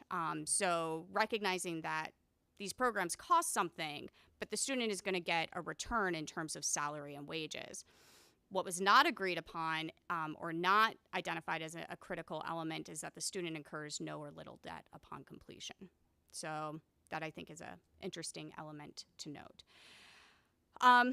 Other comments in this context of meaningful credential included and recognizing continuing education and non-credit programs at our community colleges in particular, and the important work that our private career schools do to provide economic mobility for students interested in skills trade or non-degree post-secondary opportunities. Another comment that was a theme throughout the open-ended responses is ensuring that the credential really does just meet an employer's needs, regardless of what we call it, regardless of whether or not they're getting a certificate, a diploma, a degree, it needs to meet employer needs. Before I move on to the next topic, any questions, comments, thoughts on meaningful credentials and how we define it, what we should include? Mm-hmm. Sorry to go back to the previous thing on equity, but I just think a few weeks ago there was the Office of Management and Budget has come out with Directive 15, kind of redefining Hispanic and Latino from like a racial and ethnic category to kind of collapsing it down to one. And then there's I think the Middle Eastern, North African kind of category now that's been and there's a few other changes to it, but I think when we're talking about equity and we're talking about kind of how we conceptualize things, how does that square with what we're seeing, the potential changes that we're going to see at the institutional level of how we measure race and ethnicity? That is a big question. I don't know if I have an immediate answer for that. I think you've hit on the issue of measuring and how we collectively as a society categorize ourselves, and making sure that when we give students, individuals, the opportunity to categorize themselves, they have every box available to check to demonstrate or to agree to the identity that falls within what they see themselves. So I think it speaks to a larger issue of making sure that our measurement is reflective of our society's demographics, not just in terms of the powers that be that make those forms, but that they are we have participation to say to define those categories in meaningful ways that reflect our communities. I think I rambled there for a minute, but I don't know if I have a direct answer for your question. We are certainly sensitive as an agency to the categories that we lump students into and want to be thoughtful about that as we move forward in determining equity goals. I think one other thing to maybe add is, you know, as we look at this data that Dr. Dow is walking us through, there's kind of what people we asked told us. Mm-hmm. I think in many ways there's some choices that we as a commission will have to make about this and directives and so on. And I know that Dr. Serrano will be a very important voice as part of those discussions, so I asked him to be such. But yeah, in some ways, this is the jumping off point for us to really decide some of these things in terms of how Maryland is going to go forward. Exactly. Yep. I agree.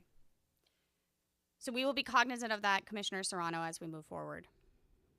Great. Thank you. Yep. Okay. Anything on meaningful credential? Okay. Moving on. Population versus production goal. This is the third theme, something for us to all think about. Currently, Maryland has a population goal that by 2025, 55% of Marylanders will hold at least an associate's degree.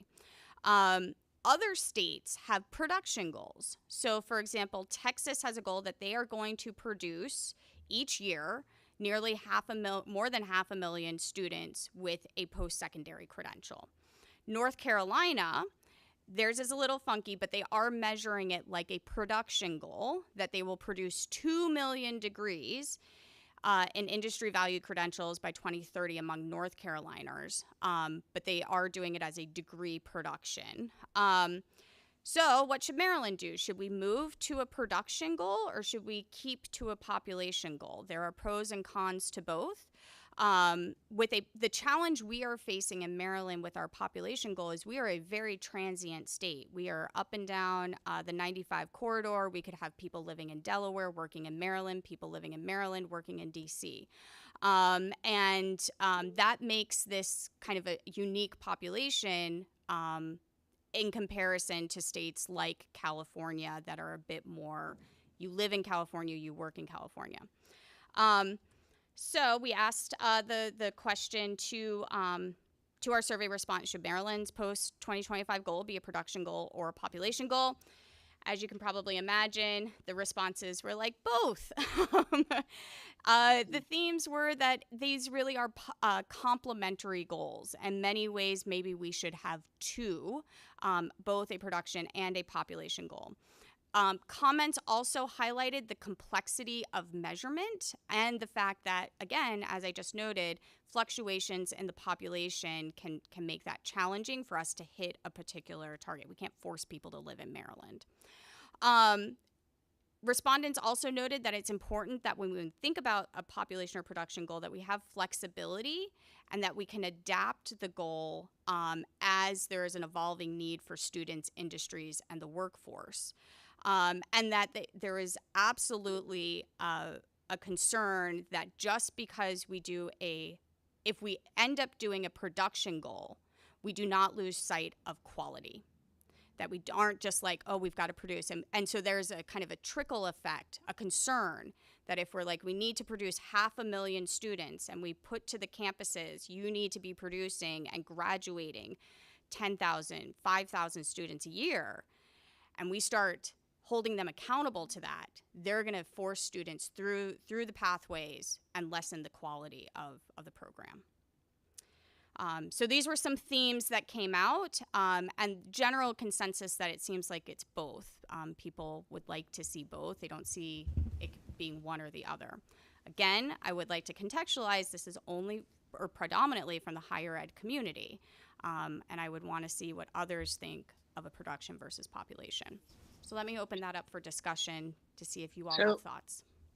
This is Barbara Howe, and I'm wondering why it does not include the completion of certificate programs and other things like that we are so concerned about all the time, because you know, it isn't just the most wonderful thing to have an AA degree. You can have a certificate, get a job, and be productive and pay taxes and continue to contribute to our society in many ways. So I'm puzzled about why certificate and other programs that we sponsor are not included in these goals. Absolutely. So if I can respond to that, I would say that there is, by and large, general consensus that we would need to expand our goal, whatever it may be, to include this broad idea of meaningful credentials. The challenge is, where do we draw boundaries around a meaningful credential? I'm going to go back a few slides, which is why we gave some of these prompts. Is it about economic mobility? Is it about it leads to a living wage? So let me go with living wage. This is one that I've been giving an example on. If we said it has to lead to a living wage, then we likely wouldn't include CNA, GNA, certified nursing assistants, credentials as a meaningful credential, because those often do not lead to a living wage upon immediate completion. However, they are a piece of a much larger career pathway, and individuals often move on to an RN program and other allied health programs. The survey highlights both of those as being as a defining feature of a meaningful credential. So we need to tease that out a little bit more about living wage, pathway, ratio of debt to how do we draw boundaries around a meaningful credential? I think that's a very interesting and national discussion. If you look at Texas plan, they have a population goal also, and that 60% of their population will have a credential, is degrees, certificates by 2030.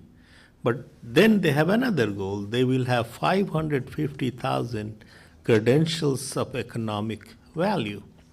Now, they will count some certificates in that 550,000, not all.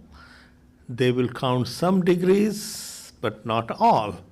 So any degree and all degrees and all certificates in Texas are not counted as credentials of economic value in the 550,000 that they want to produce every year. So nationally, a lot of conversations are happening about the value, and I think as we carry this conversation forward, we will have to be very equity minded, because if our business and industry needs 10,000 cybersecurity experts, if we produce 10,000, it's necessary but not sufficient. We want to make sure that every resident of our state has access to those good paying jobs. So a combination somewhere, but how do we combine? That's what in the next couple of months I think we'll be working on. I think one other thing. Sorry, Dr. Dukes, go ahead. Just a quick question. Would you remind us how we define a living or sustainable wage? That's number one.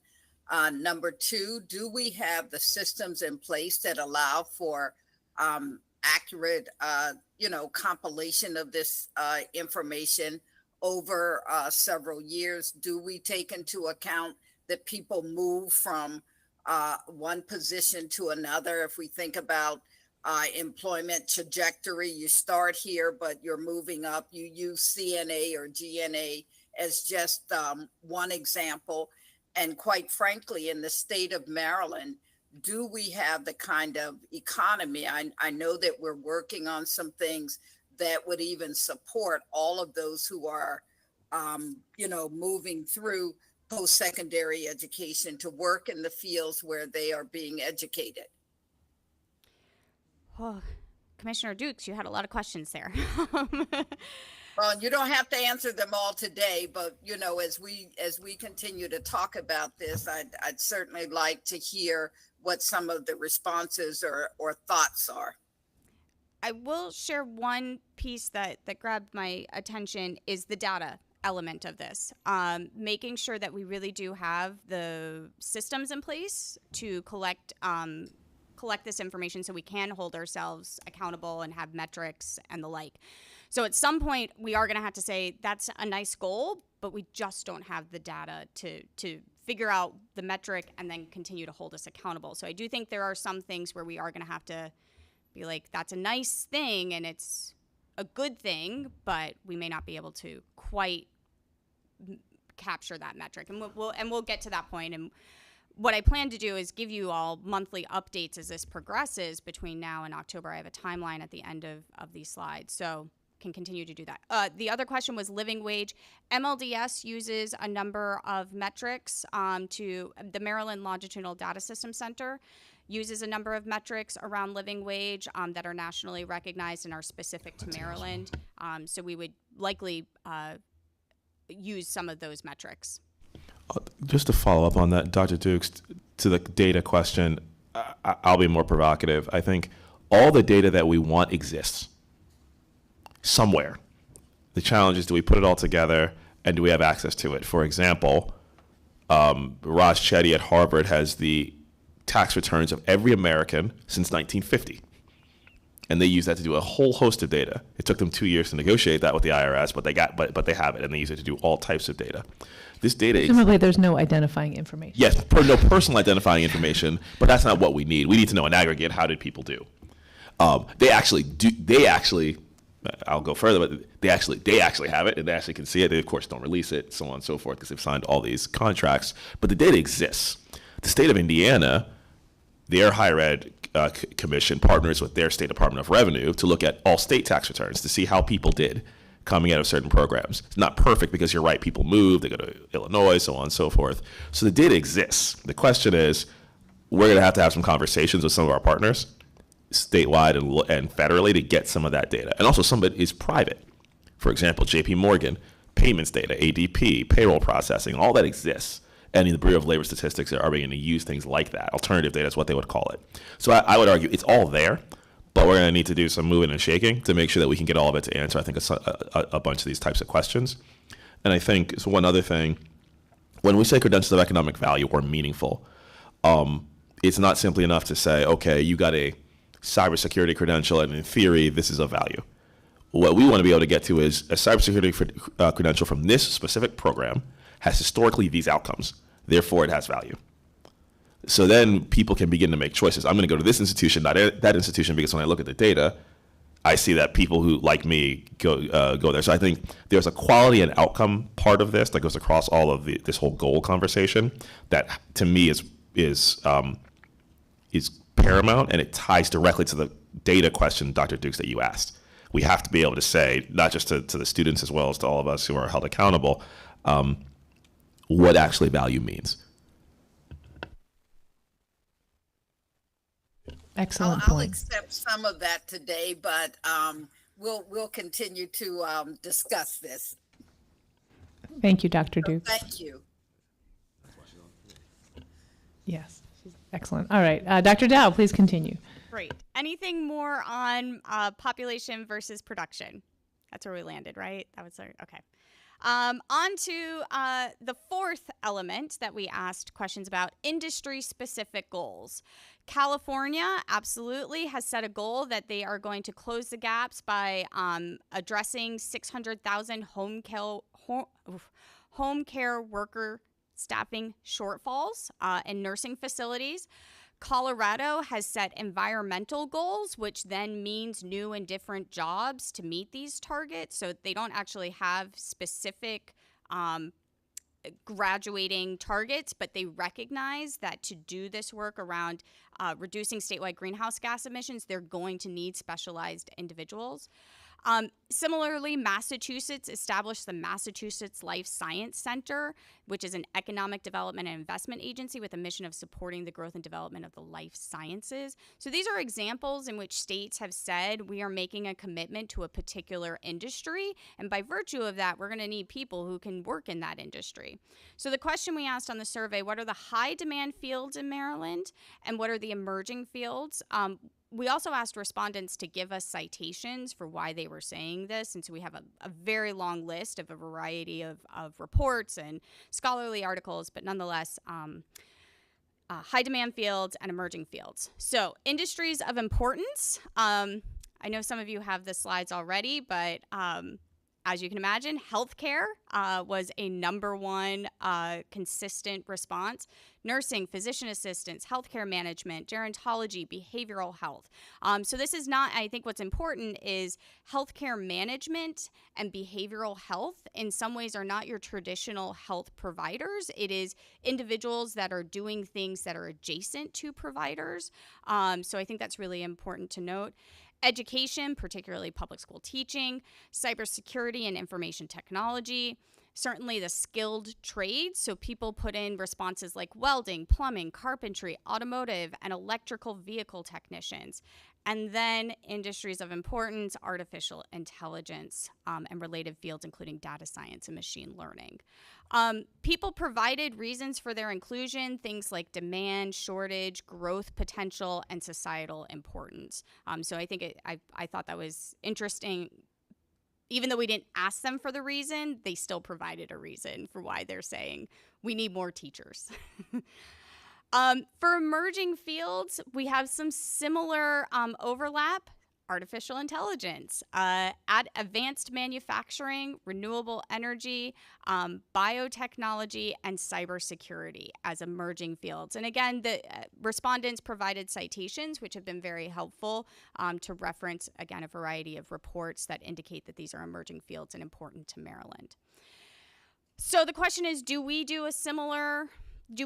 does Maryland target a particular industry? And this is where I think it's all the more important that we really need to talk with our industry and business partners to figure out where the priority is. This is all stemming from a higher education perspective, very valuable, but if we don't hear from, our aerospace friends and we just make up industry goals in absence of their input, we're kind of blinded. So I do want to open that up. Any thoughts on industry-specific goals in light of the survey responses so far? Yeah. We didn't get many responses from industry, right? No. Okay. Yep. Exactly. Yeah. Yeah. Sorry, we can't see the screen. Any of our colleagues online have any questions? Yeah, I just had a quick question. It sounds like some of these industry goals or these industries that are being listed here are kind of high-paying industries, and the idea, and it's great for living wages and so forth. But I think there's other industries that are not getting that much attention that I think also restrict people from having access to the workforce. And I would namely say like childcare. I think we're seeing a huge crisis across the country right now with childcare.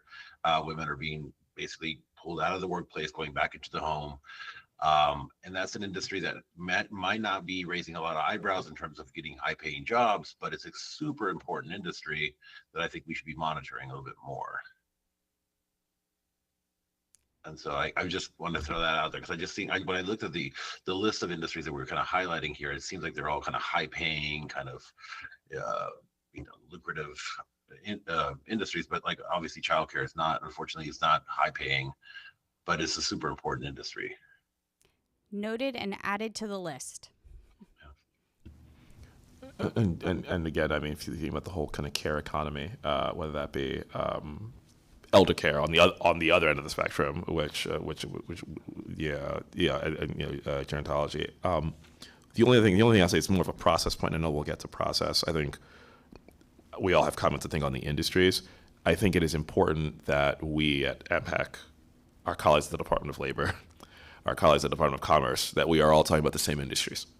It's almost, I don't want to say it's not important what we choose, it is, but it's almost more important that we all choose the same ones and that we're all rowing in the same direction. I've not been here in past, but it would not surprise me if you had different agencies focusing on different industries, which doesn't really help us. And so I think it's why these kind of cross-agency conversations are so important, because the worst of all worlds would be if we're focusing on different industries on different timelines and we end up hitting none of our targets. Thank you. Helpful comments and all noted. So our emerging fields. Okay, on to the final topic, concept to consider, research goals. As we all know, higher education not only educates the population, but also is the space to develop new knowledge through research and scholarship. And oftentimes, this research and scholarship turns into patents and private and public partnerships and changes our world. Texas actually has two specific goals regarding research and development. One, to have $1 billion in annual private and federal research and development expenditures by 2030, and to award 7,500 research doctorates annually by Texas institutions of higher education. So they have both a spending goal as well as a production goal when it comes to research. So the question, if Maryland were to adopt a research goal, what should that goal focus on? We provided respondents these 5 categories to think and rank and identify. So I just put them in order on the slide by alphabetical order: campus-based incubators, private-public commercialization projects or public-private partnerships, research doctorate awards, because that's what Texas has, research expenditures, and university patents as, again, metrics or measures around research goals. Those of you in the room, I think you have seen the answer. Those online, would you want to make a guess as to what the top number one priority based on the survey responses? Anyone? Should I just show you? I'll just show you. Yes, I'll guess. Go for it. Public and private partnerships for commercialization is my guess. There you go, Commissioner Burnham. You're absolutely right. That was the top answer. Again, low numbers, so I'll put this all into context. But nonetheless, the majority of respondents did see that the PPPs were really the way to go if we are going to measure research outcomes from our colleges and universities. It is these public and private partnerships. Research expenditures was next on the list, and then campus-based incubators, doctorate awards, and university-based patents kind of ran low. Again, low numbers, but as of right now, these are the responses that we've received. Before I move into next steps, any thoughts on research goals to share, or any thoughts on anything that has already been discussed so far? And then I can run into next steps and tell you where we're thinking of going with all of this. Just a general reaction. Thank you so much. It's great. These are loud.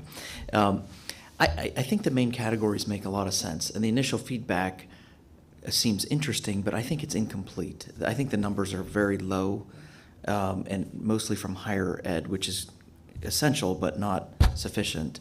And so as you think about, I've looked ahead to your process and engagement with key partners, it's important to work with, each of these, but what's your methodology to sort of, reissue the survey in specific industry groups and others so we could have a critical mass of alignment? Absolutely. So let me just dive right into kind of next steps to answer your question, Commissioner Williams. We need to continue to have ongoing engagement with our key partners. Obviously, commissioners like yourselves, we will be providing you monthly updates, but we also recognize governor's office and state legislators need to be involved in these decisions, and we have not necessarily made explicit outreach on this front to them. The state agencies, labor, commerce, MSDE, our Maryland State Department of Education, may also play a role. There has been some offline conversations about potential goals for recent high school graduates, that recent high school graduates are on some kind of pathway post-graduation and what that looks like. Our Governor's Workforce Development Board and Maryland Longitudinal Data System Center, certainly college presidents and campus leadership and national organizations like SHIO and HCM. So next, yes. Mm-hmm. Yeah, just one follow-up. Are we missing anyone? Yeah. Well, what do you have in mind under key industry partners? I'm thinking of business associations and folks in NFIB or Commerce or even national economic development associations that, this is all important, I think, in our own internal ecosystem, but for job producers, I think it would be important to have their voices. Absolutely. Do you have a roadmap in that sector? So what I have done is over the past week, I've had some very explicit conversations again with the Governor's Workforce Development Board and with our partners at Labor, particularly in the apprenticeship world, because those are business partners that are engaging with state government as opposed to just a business partner that's like, what is this? And we've mapped out some ways to do communication and outreach, either again by revising the survey questions so that they are flipped to be more industry focused, or to attend actually their meetings and just take 20-30 minutes to get their feedback verbally. That way we are joining them at their mark in their space, and can leverage their expertise that way. We recognize everyone is very busy. We also recognize that the Department of Labor has really been pulled away with the Key Bridge response. And so we've kind of backed off on them a little bit just to give them space to respond. And so admittedly, we're pending some meetings with Labor to have further discussions on outreach and coordination. And also, Governor's Workforce Development Board, they are very heavily engaged in the same area. Exactly. So, and they have done some work, and we can benefit from that as well.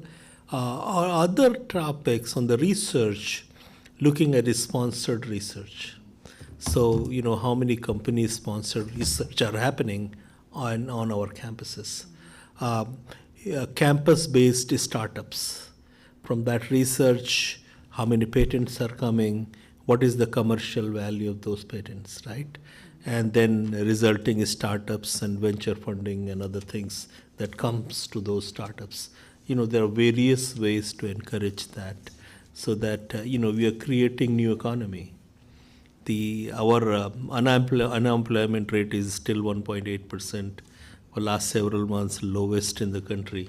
So we need to create new businesses, new economies, and often they come from research that happens on university campuses.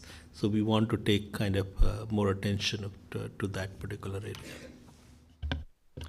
Dr. Dell, I'm just mindful of the time. We have at most 40 minutes left, and we still have your transfer implementation plan presentation and then Dr. Schmertz on performance accountability. So I'd leave it to you ladies to divide your time, but we do want to finish by 1. Absolutely. Thanks. Understood. This is Barbara Howe. Is it possible for you to have the slides that you're presenting sent to us so that I can review them? Because we really can't see them well.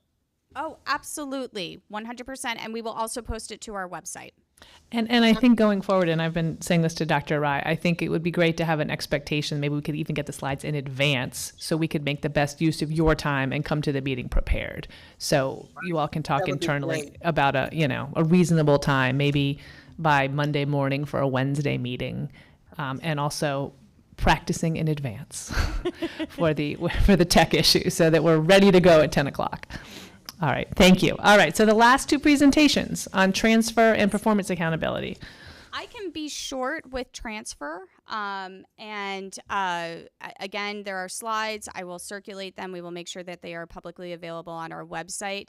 I think the highlights that I wanted to share with commissioners, you might remember in February, I provided a presentation. We said that we were going to ask for implementation plans from campuses, and I would report back out to you on the implementation. So you have some summary text there of challenges, successes. Some themes are on both sides, both in terms of success and challenges. So staffing, some campuses have said we've been able to hire devoted people, particularly transfer coordinators, to help advise students and coordinate specifically with either 4-year or 2-year partners. But we also had campuses that said they're really struggling to hire people. There's been turnover and even budget restrictions to be able to hold those positions. Similarly, successes and challenges around data definitions that we are working through. So we have taken that information and we have identified a number of next steps for our agency to move forward. One of those initiatives is defining our data collection around denial of credit. We have had 2 meetings with important colleagues, IR folks, transfer coordinators, registrars to define that collection so we have a better sense of how the nature of courses that are being denied, as well as the implementation plans indicate that we really need to stand up our Student Transfer Advisory Council, which is defined in our regulations through our regulatory updates that we did about 18 months ago. So that's going to be a priority, as well as getting that Student Transfer Advisory Council set up, so that can be a space where we talk through individual challenges as well as policy changes. So that is the update on transfer, and I can stop there and see if there are any major questions. Again, for those of you online, I'll make sure that you have those notes, and I'm happy to answer questions at future meetings. One quick question on the 70% guidance. What is the deadline for kind of implementation on that by institutions? So they should be implementing already. That's what I thought. Okay. Yep. And some institutions are like, no, this is great. We've been able to do it. We really don't have many questions. We've figured it out. Some institutions are really struggling and are waiting for that guidance to come forward before they really start analyzing a receiving course and a sending course. Let me rephrase the question. Sure. When will we begin to hold institutions accountable for executing the 70% guidance? So that is that is why this data collection is so critical, because that will then identify courses that are being denied because they are not equivalent, in which case we can say, well, tell us more about that. Okay. Yeah. Any other questions on transfer? All right, move to Dr. Schmertz and our last topic, performance accountability. Thank you, commissioners. Thank you. Good afternoon. Can you all hear me? Yes. Okay. I do not have a PowerPoint. This is an opportunity for us to re-engage with the discussion we started in March. I understand I am the only memo of your packet, and so if you want to look to page 1 and last page, you will find the memo. In our March meeting, Yushin and I met with you and gave brief highlights of how the performance accountability report process works, and in particular that guidelines from the agency go out annually, and we are poised to distribute them. We concluded after the discussion that Dr. Rai would take charge of bringing forward some reporting prompts for your attention and discussion, and that is why I'm before you today. This is an information-only item as marked on your agenda, but I certainly encourage discussion here. I want to just remind you that the guidelines will go out at the end of this month. We are poised otherwise to utilize this space to make appropriate edits. The other thing I want to mention, if you recall, the reports themselves from the institutions are nominal. I mean, we don't overburden them with lots of writing. And these prompts are just a part of really their obligation to be reporting on their metrics. So what we've done for the last bullet is we would indicate to the institutions they will not use their page limits for that, but that they would attach that as an appendix. And we would probably give them some formatting so that we make sure we get it in a helpful, perhaps even summative manner, so we could tally up things and categorize things. So we would come up with a template. But the remaining prompts are for your discussion. Just a quick question. We talked previously about how these accountability measures and prompts feed into annual budgeting or other resource allocation, and aligning these two efforts. As we think about these, have you thought further about how the accountability measures will feed into like the fall budget cycle and recommendations moving forward? So there's some further alignment, like there's performance here, there's accountability here, and therefore there's resource allocation here versus maybe over here. And the short answer is no. That is not of the purview of this process. When we talked about it last, so I don't know if I quite understand what you're asking. These prompts are to fulfill reporting requirements. You can change them so that they better inform your budget discussions. The timing of this report will never fall before your currently does not fall before your meetings. So it's in your best interest to position these prompts. You will get the full report come winter, and then you could inform your next cycle. So you may want to be thinking, well, what do I want to know next fall of 2025? And this report would inform that. Does that help? Dr. Schmertz? Yes.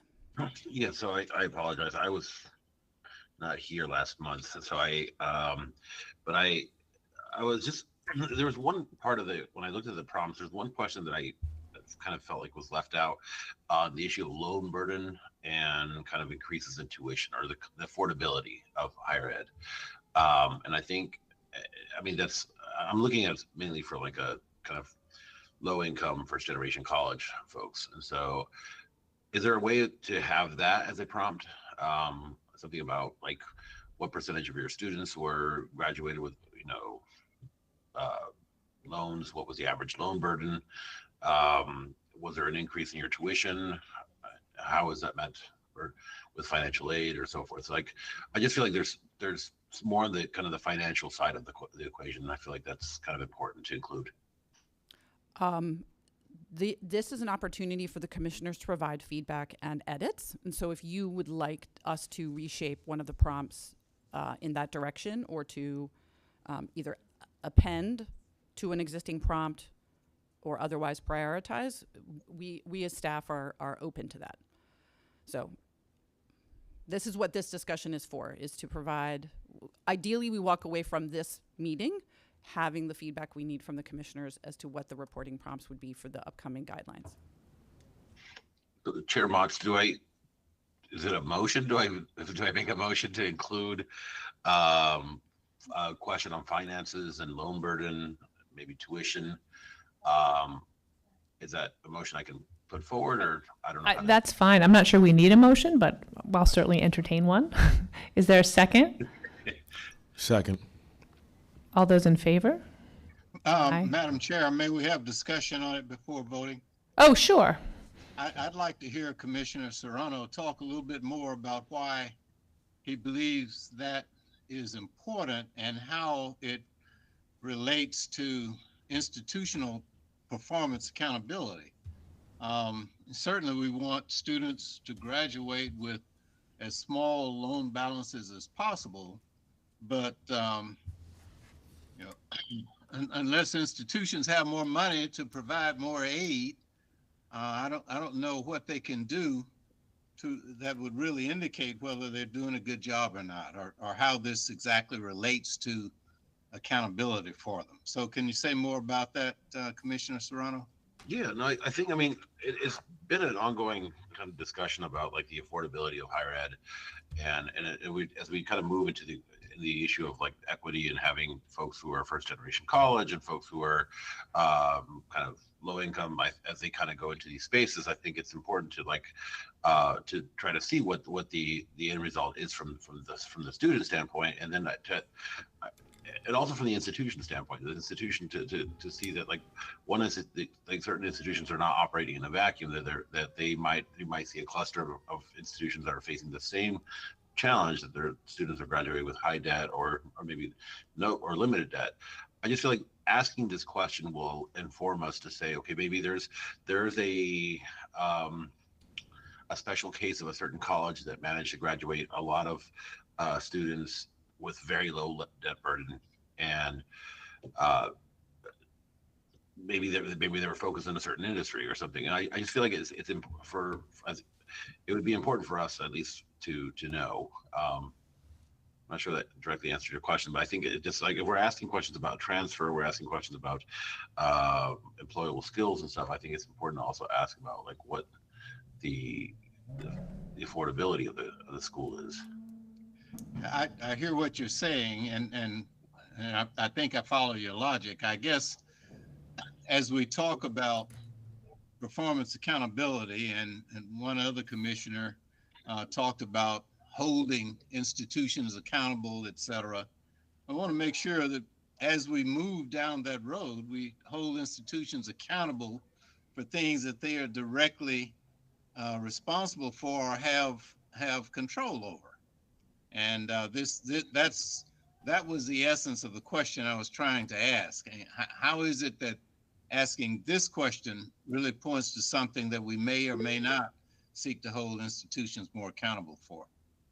This is Barbara Howe, and I agree with Commissioner Burnham. I think that there may be another questionnaire that would better capture this information without denigrating the institutions that may not have enough money, so that the persons graduating have a larger financial burden than we would like to see them have.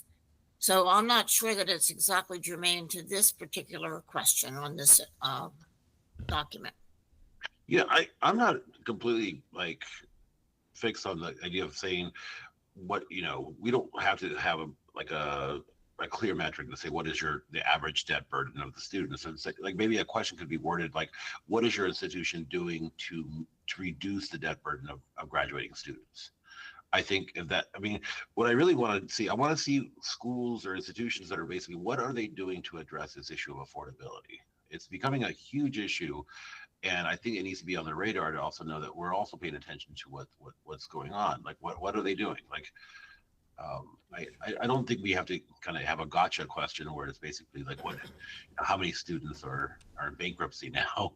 But I think we could ask a more mild version of what are you doing to try to address the issue of affordability?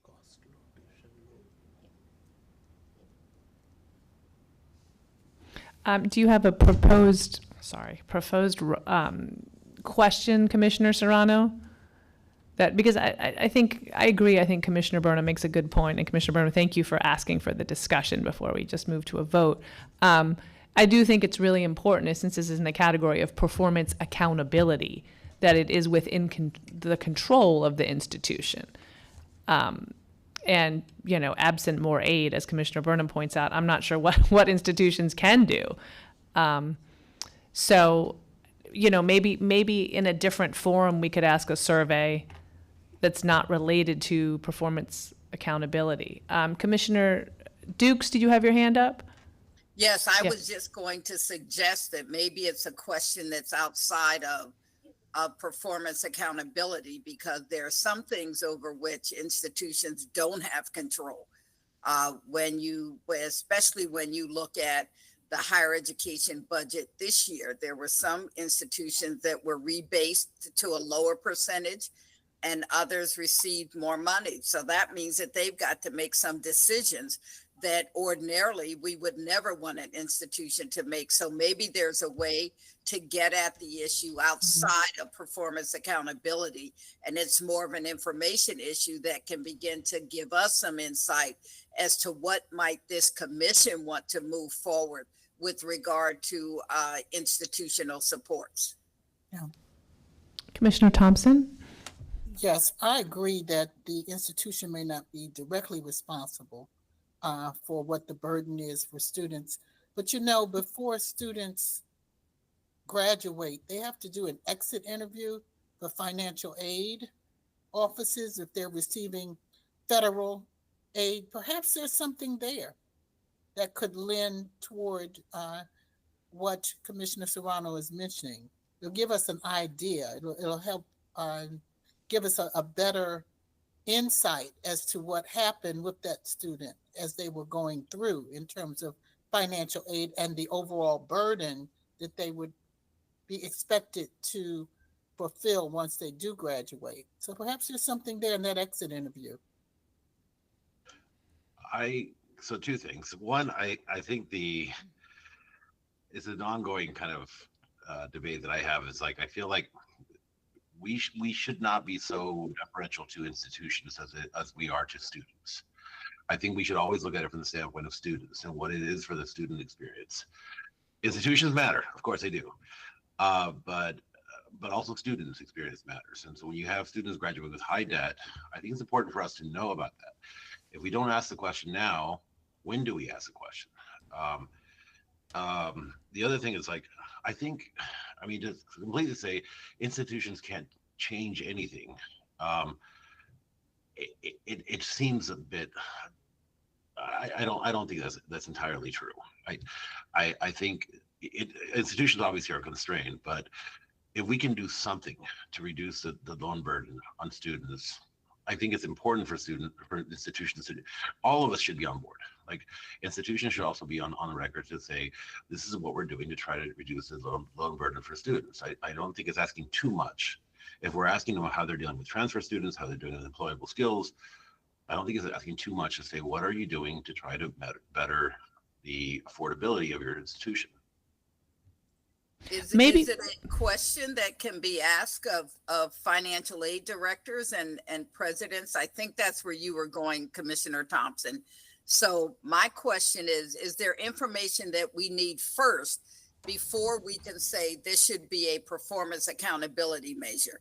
Students go into loan debt having been in that arena, as has Commissioner Burnham and certainly our commissioner who worked at Montgomery College, that for a number of different reasons that aren't really necessarily associated with the cost of the institution, but it can be associated with the cost of a living expense that they need because the institution doesn't offer housing.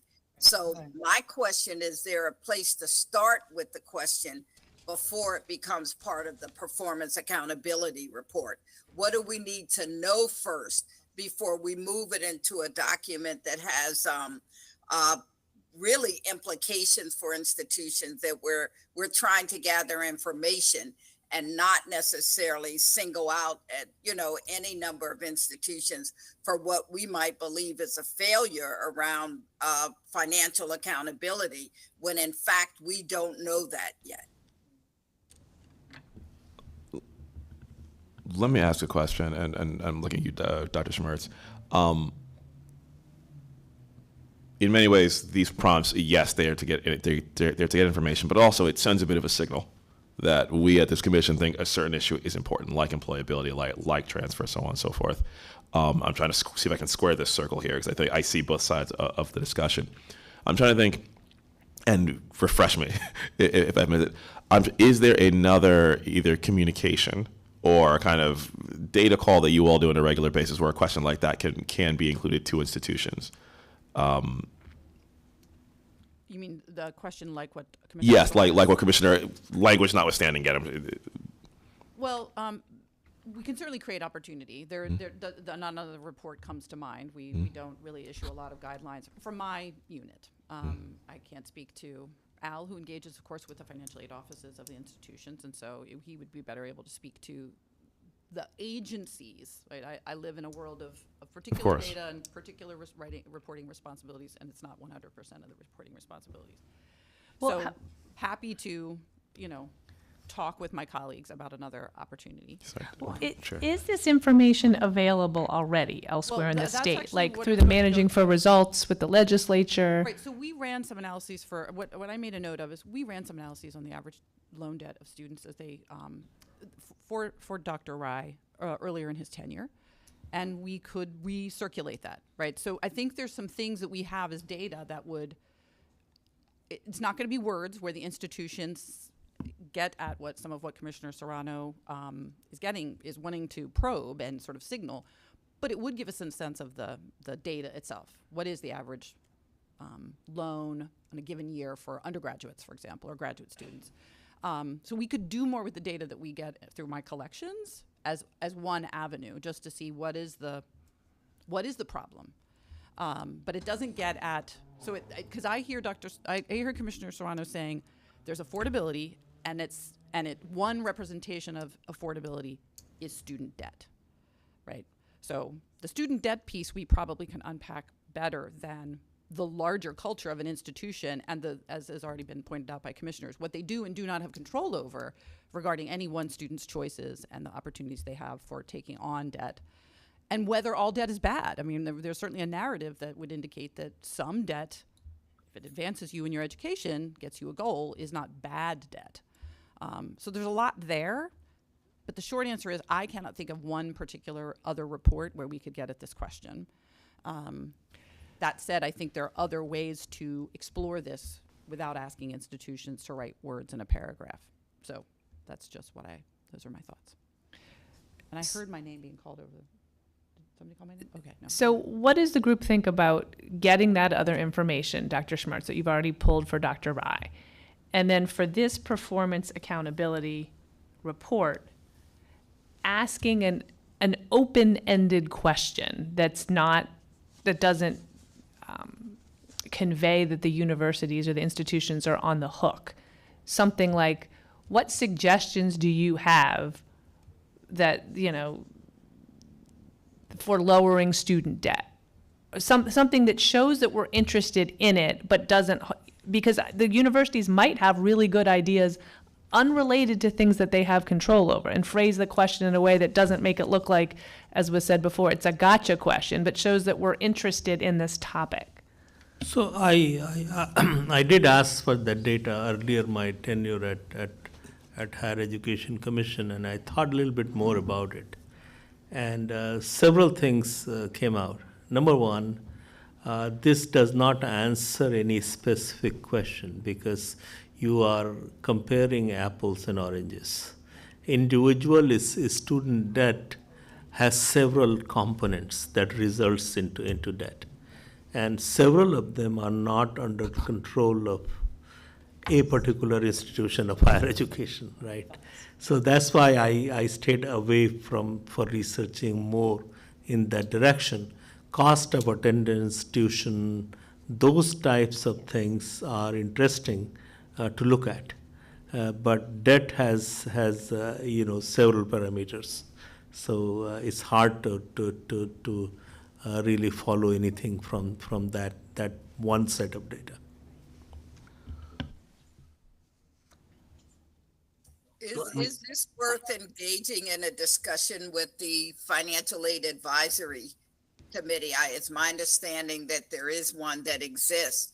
I don't have opposition to the question itself. It is really about how you gather information that allows for taking into account all of the differences of institutions. Yes, I think there is a financial aid advisory council that meets monthly. Looking at Mr. Dorsett, he's nodding his head yes. So I think that's a good idea, Commissioner Dukes, that we could address the question with them. We could, Dr. Schmertz could share the information with the commissioners that she's already prepared for Dr. Rai. And then I guess the question remains, Dr. Serrano, who brought this topic up, does that seem adequate to address your concerns?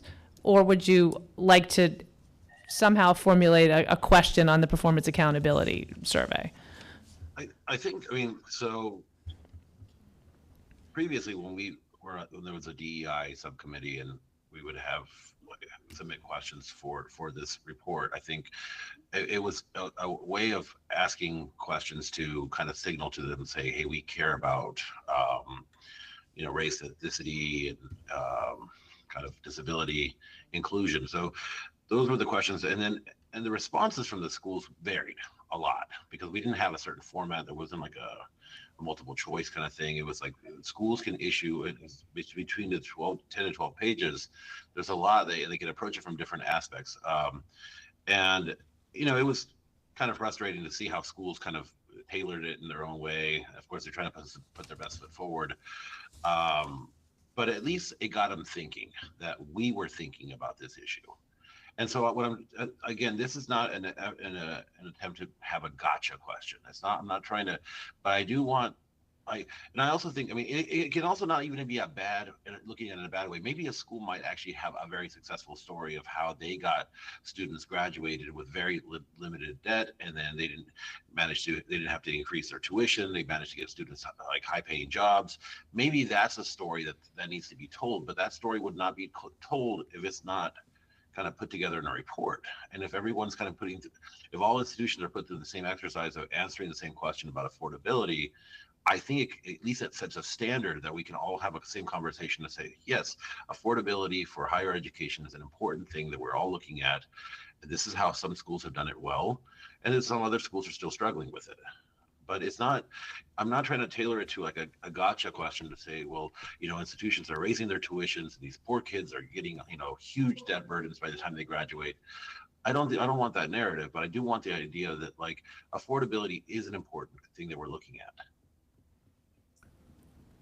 And if I could, then could we not use the same process that we use for the DEI report that we ask institutions to provide? To ask that question.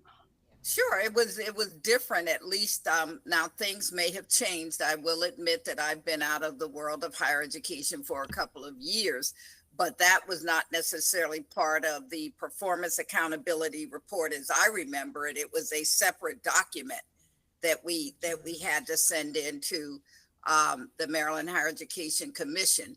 So my question is then, can we use the same process that we use for the DEI report?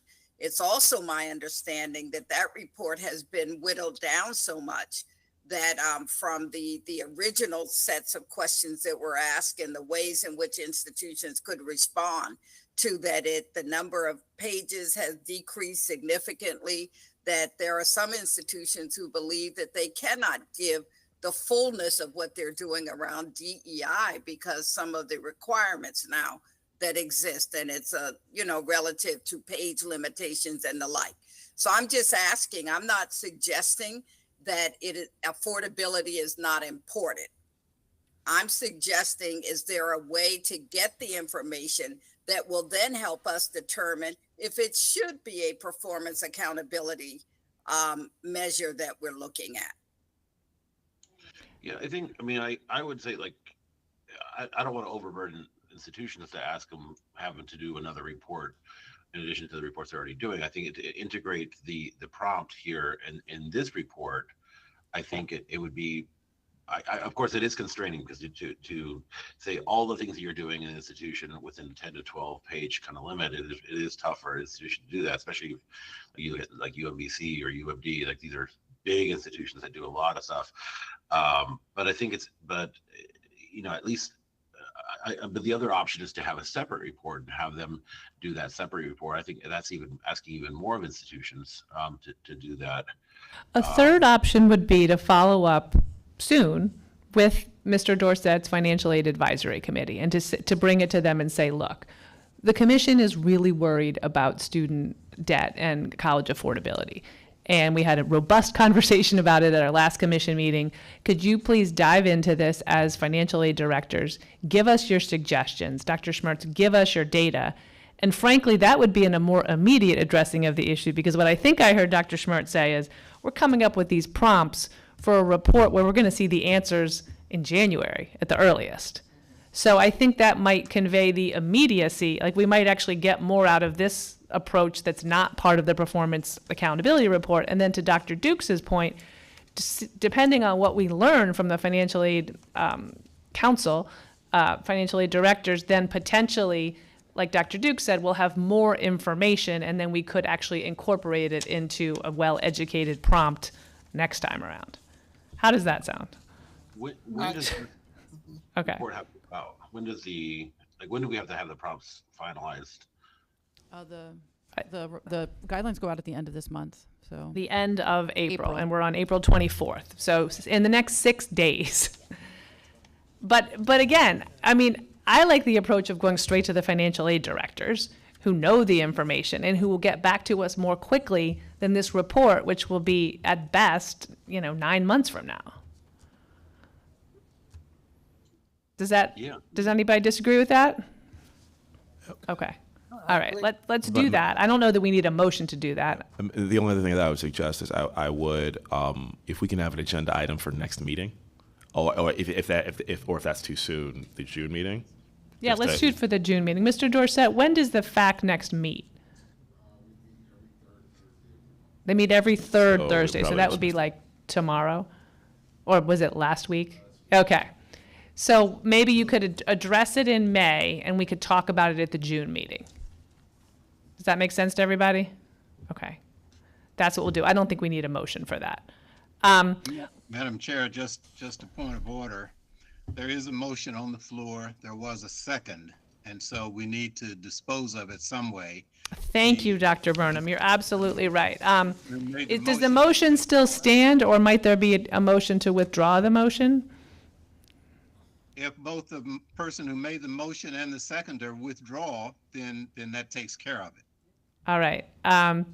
Commissioner Serrano? I sense that the kind of feeling is probably this should probably be tabled till June, so like I'll withdraw it. Okay, and I can't remember who the second was. All right. I withdraw the second. All right, thank you, Dr. Burnham, for pointing that out. I think we're in good shape. One other thing about the prompts. I just want to be sure that, because we talked about this in the past, are there other places, like the Managing for Results report that's required by the legislature, where institutions are already reporting on retention and completion by demographic? I feel like I've seen that data. I've certainly seen the USM data, but how are young men of color doing? How are low-income students doing? Do we already have access to that? So yes and no. The Managing for Results report, just to clarify, from the institutions does not have words. I mean, it doesn't have a narrative. The performance. But it has data. But it has data. And it has data in the categories I just mentioned. Well, yes. So the yes and no is institutions work with their Department of Budget and Management analysts to, and of course their institutions, to prioritize what their measures are. So in theory, there are retention and graduation data. Whether or not an institution selects to do African American males or first-generation students is not defined across the state. That is their choice. And so that's one of the things that Dr. Lin and I have brought to you, is that when we report the January report, when we speak of statewide data, we use our data. So yes, the short answer is we can disaggregate our data by the retention and graduation of African Americans, Hispanics, men, women. The data that we collect, we do. And we have that on. So what you're remembering seeing is both probably in some institutions' MFRs and our dashboards, where we consistently have the same numerator and the same denominator defined the same way, and we have trends over time. So those data do exist. So we already have that. We don't need I to just add can't to tell the prompts. I can't tell you subgroups. We've covered this in another meeting. We don't have a first generation indicator, so I can't give you that. But yes, you would know the graduation rates of African Americans as compared to all individuals, whites, Hispanics, Asian students. Yeah, because we've seen that before. That and that is universal. That is yes, universal as the measure is realistic. Community colleges have different measures than public four-year institutions because of their population they serve. All right, thank you. Any other comments? Yes, I had one. Yes. Just sorry, I'll let my online colleague go first. Thank you. Regarding the fourth prompt and employable skills, are we interested in looking at whether or not the institution provides internships, career opportunities, any type of offerings or summer summits or anything for students? Is that the intent there? Something beyond a career fair? Yeah, all of them and more, Commissioner Thompson. Also, how they work with business and industries that they serve. For example, if there's a cybersecurity program, are they working with them? Do they have an advisory group that is advising them so that they can align their curriculum? The idea is to make them think more in that direction. All right, so they will be given examples such as that before they complete the prompt? Yes. All right, thank you. Yeah. I was actually had a question on the same bullet. I think just to make it a little more specific, I might ask for examples of just successful practices as well as examples of the data that they track. So it's similar, I think with probably the second bullet point, but just, yeah, so what are you doing and how do you know you're being successful? Okay. All right, any further discussion? I have a question, Madam Chair. Yes. The fifth bullet, please provide a comprehensive list of current and forthcoming federal grants awarded to your institution. I certainly know that's important and that institutions and institutional leadership emphasizes that. And I just wondered what the rationale was and the thinking behind its inclusion as part of this list of prompts, potential prompts. Yeah, so excellent question, Commissioner. There are a lot of federal money available for student success, especially low-income students of color. We want to make sure that our institutions are accessing those funds, number one. Number two, often these grants come with national best practices, especially with respect to National Science Foundation. There are wonderful opportunities where one is STEM program, scholarships in STEM. So a first generation low income students can access any community college pretty much entirely free. And then what are the best practices in pedagogy and science teaching? When you apply for those grants, you have to think about them, and you will have to propose that at my institution, we will be bringing these national practices. So get an idea that where our institutions are in terms of accessing federal dollars, number one. Number two, in terms of bringing national best practices to their campuses. So if I could ask a question, and then what? Based upon the responses, then what? So then, listening for number ones, maybe everything is fine. Maybe our institutions are competing and they're getting these. If not, presenting the data, having the conversation with MAC group and other groups, providing more opportunities.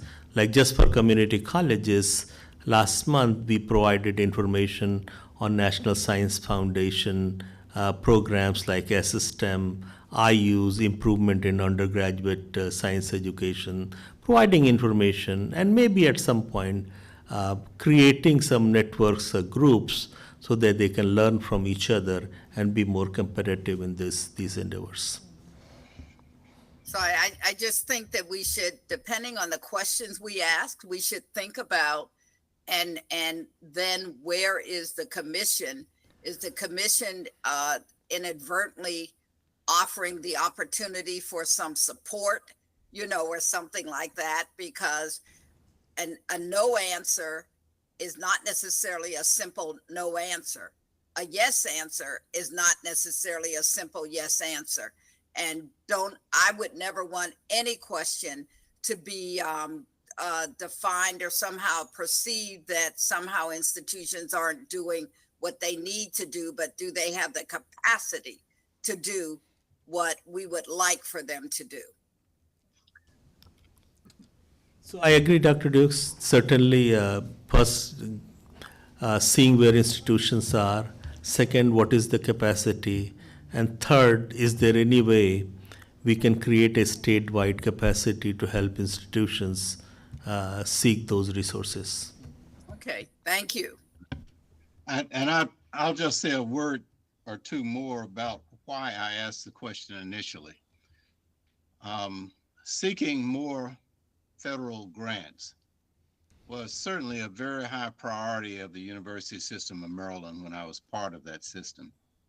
And each year, presidents were asked to give a report on their success in this arena, and it's something that each president emphasized on his or her campus as part of the institutional accountability and moving forward.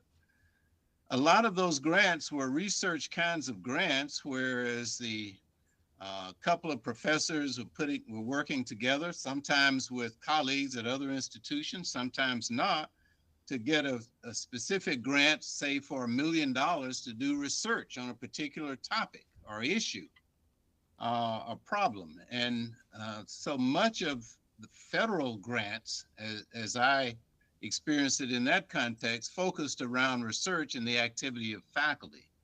I thought that perhaps what was behind this recommendation or this prompt was access or application for grants that had a direct bearing on financial aid, student access, enabling students to complete, etc. And so was that kind of distinction taken into account, or was it really just about all federal funding and grant applications and grants received from the institution? Yeah, I think the main interest is grants like Department of Labor that provides funding to community colleges and other institutions so that they can offer some of the IT, cybersecurity, and other trainings essentially free.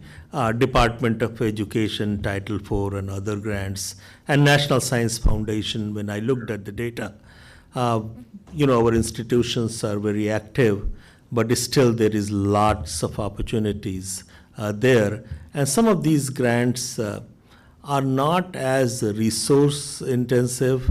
It's just having the information and addressing the questions in the right way. An institution can get up to $2 million just for a scholarship for a STEM. So that was an area, but also not missing on the research dollars as well. I mean, it's getting comprehensive information, and but more in the student success and equity and bringing national best practices to our campuses. That was a focus because, as you rightfully pointed out, research grants are tracked at university level, encouraged, and other things. But these other grants that I am mentioning, we need to start making them more visible in our conversation as well.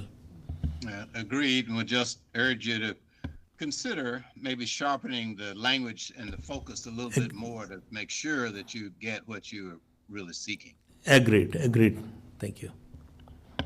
All right, I'm mindful of the time. It's a couple minutes after 1. Any other comments on this, which was for informational purposes? No? All right. Well, thank you, as always, to everyone for being here. We had a perfect attendance, for your time and attention. Is there a motion to adjourn? So moved. Is there a second? All right, all in favor? Aye. All right. Aye. Thank you very much. We are adjourned. See you next month. Thank you, Madam Chair. Thank you. Kimberly, quick question. Yeah.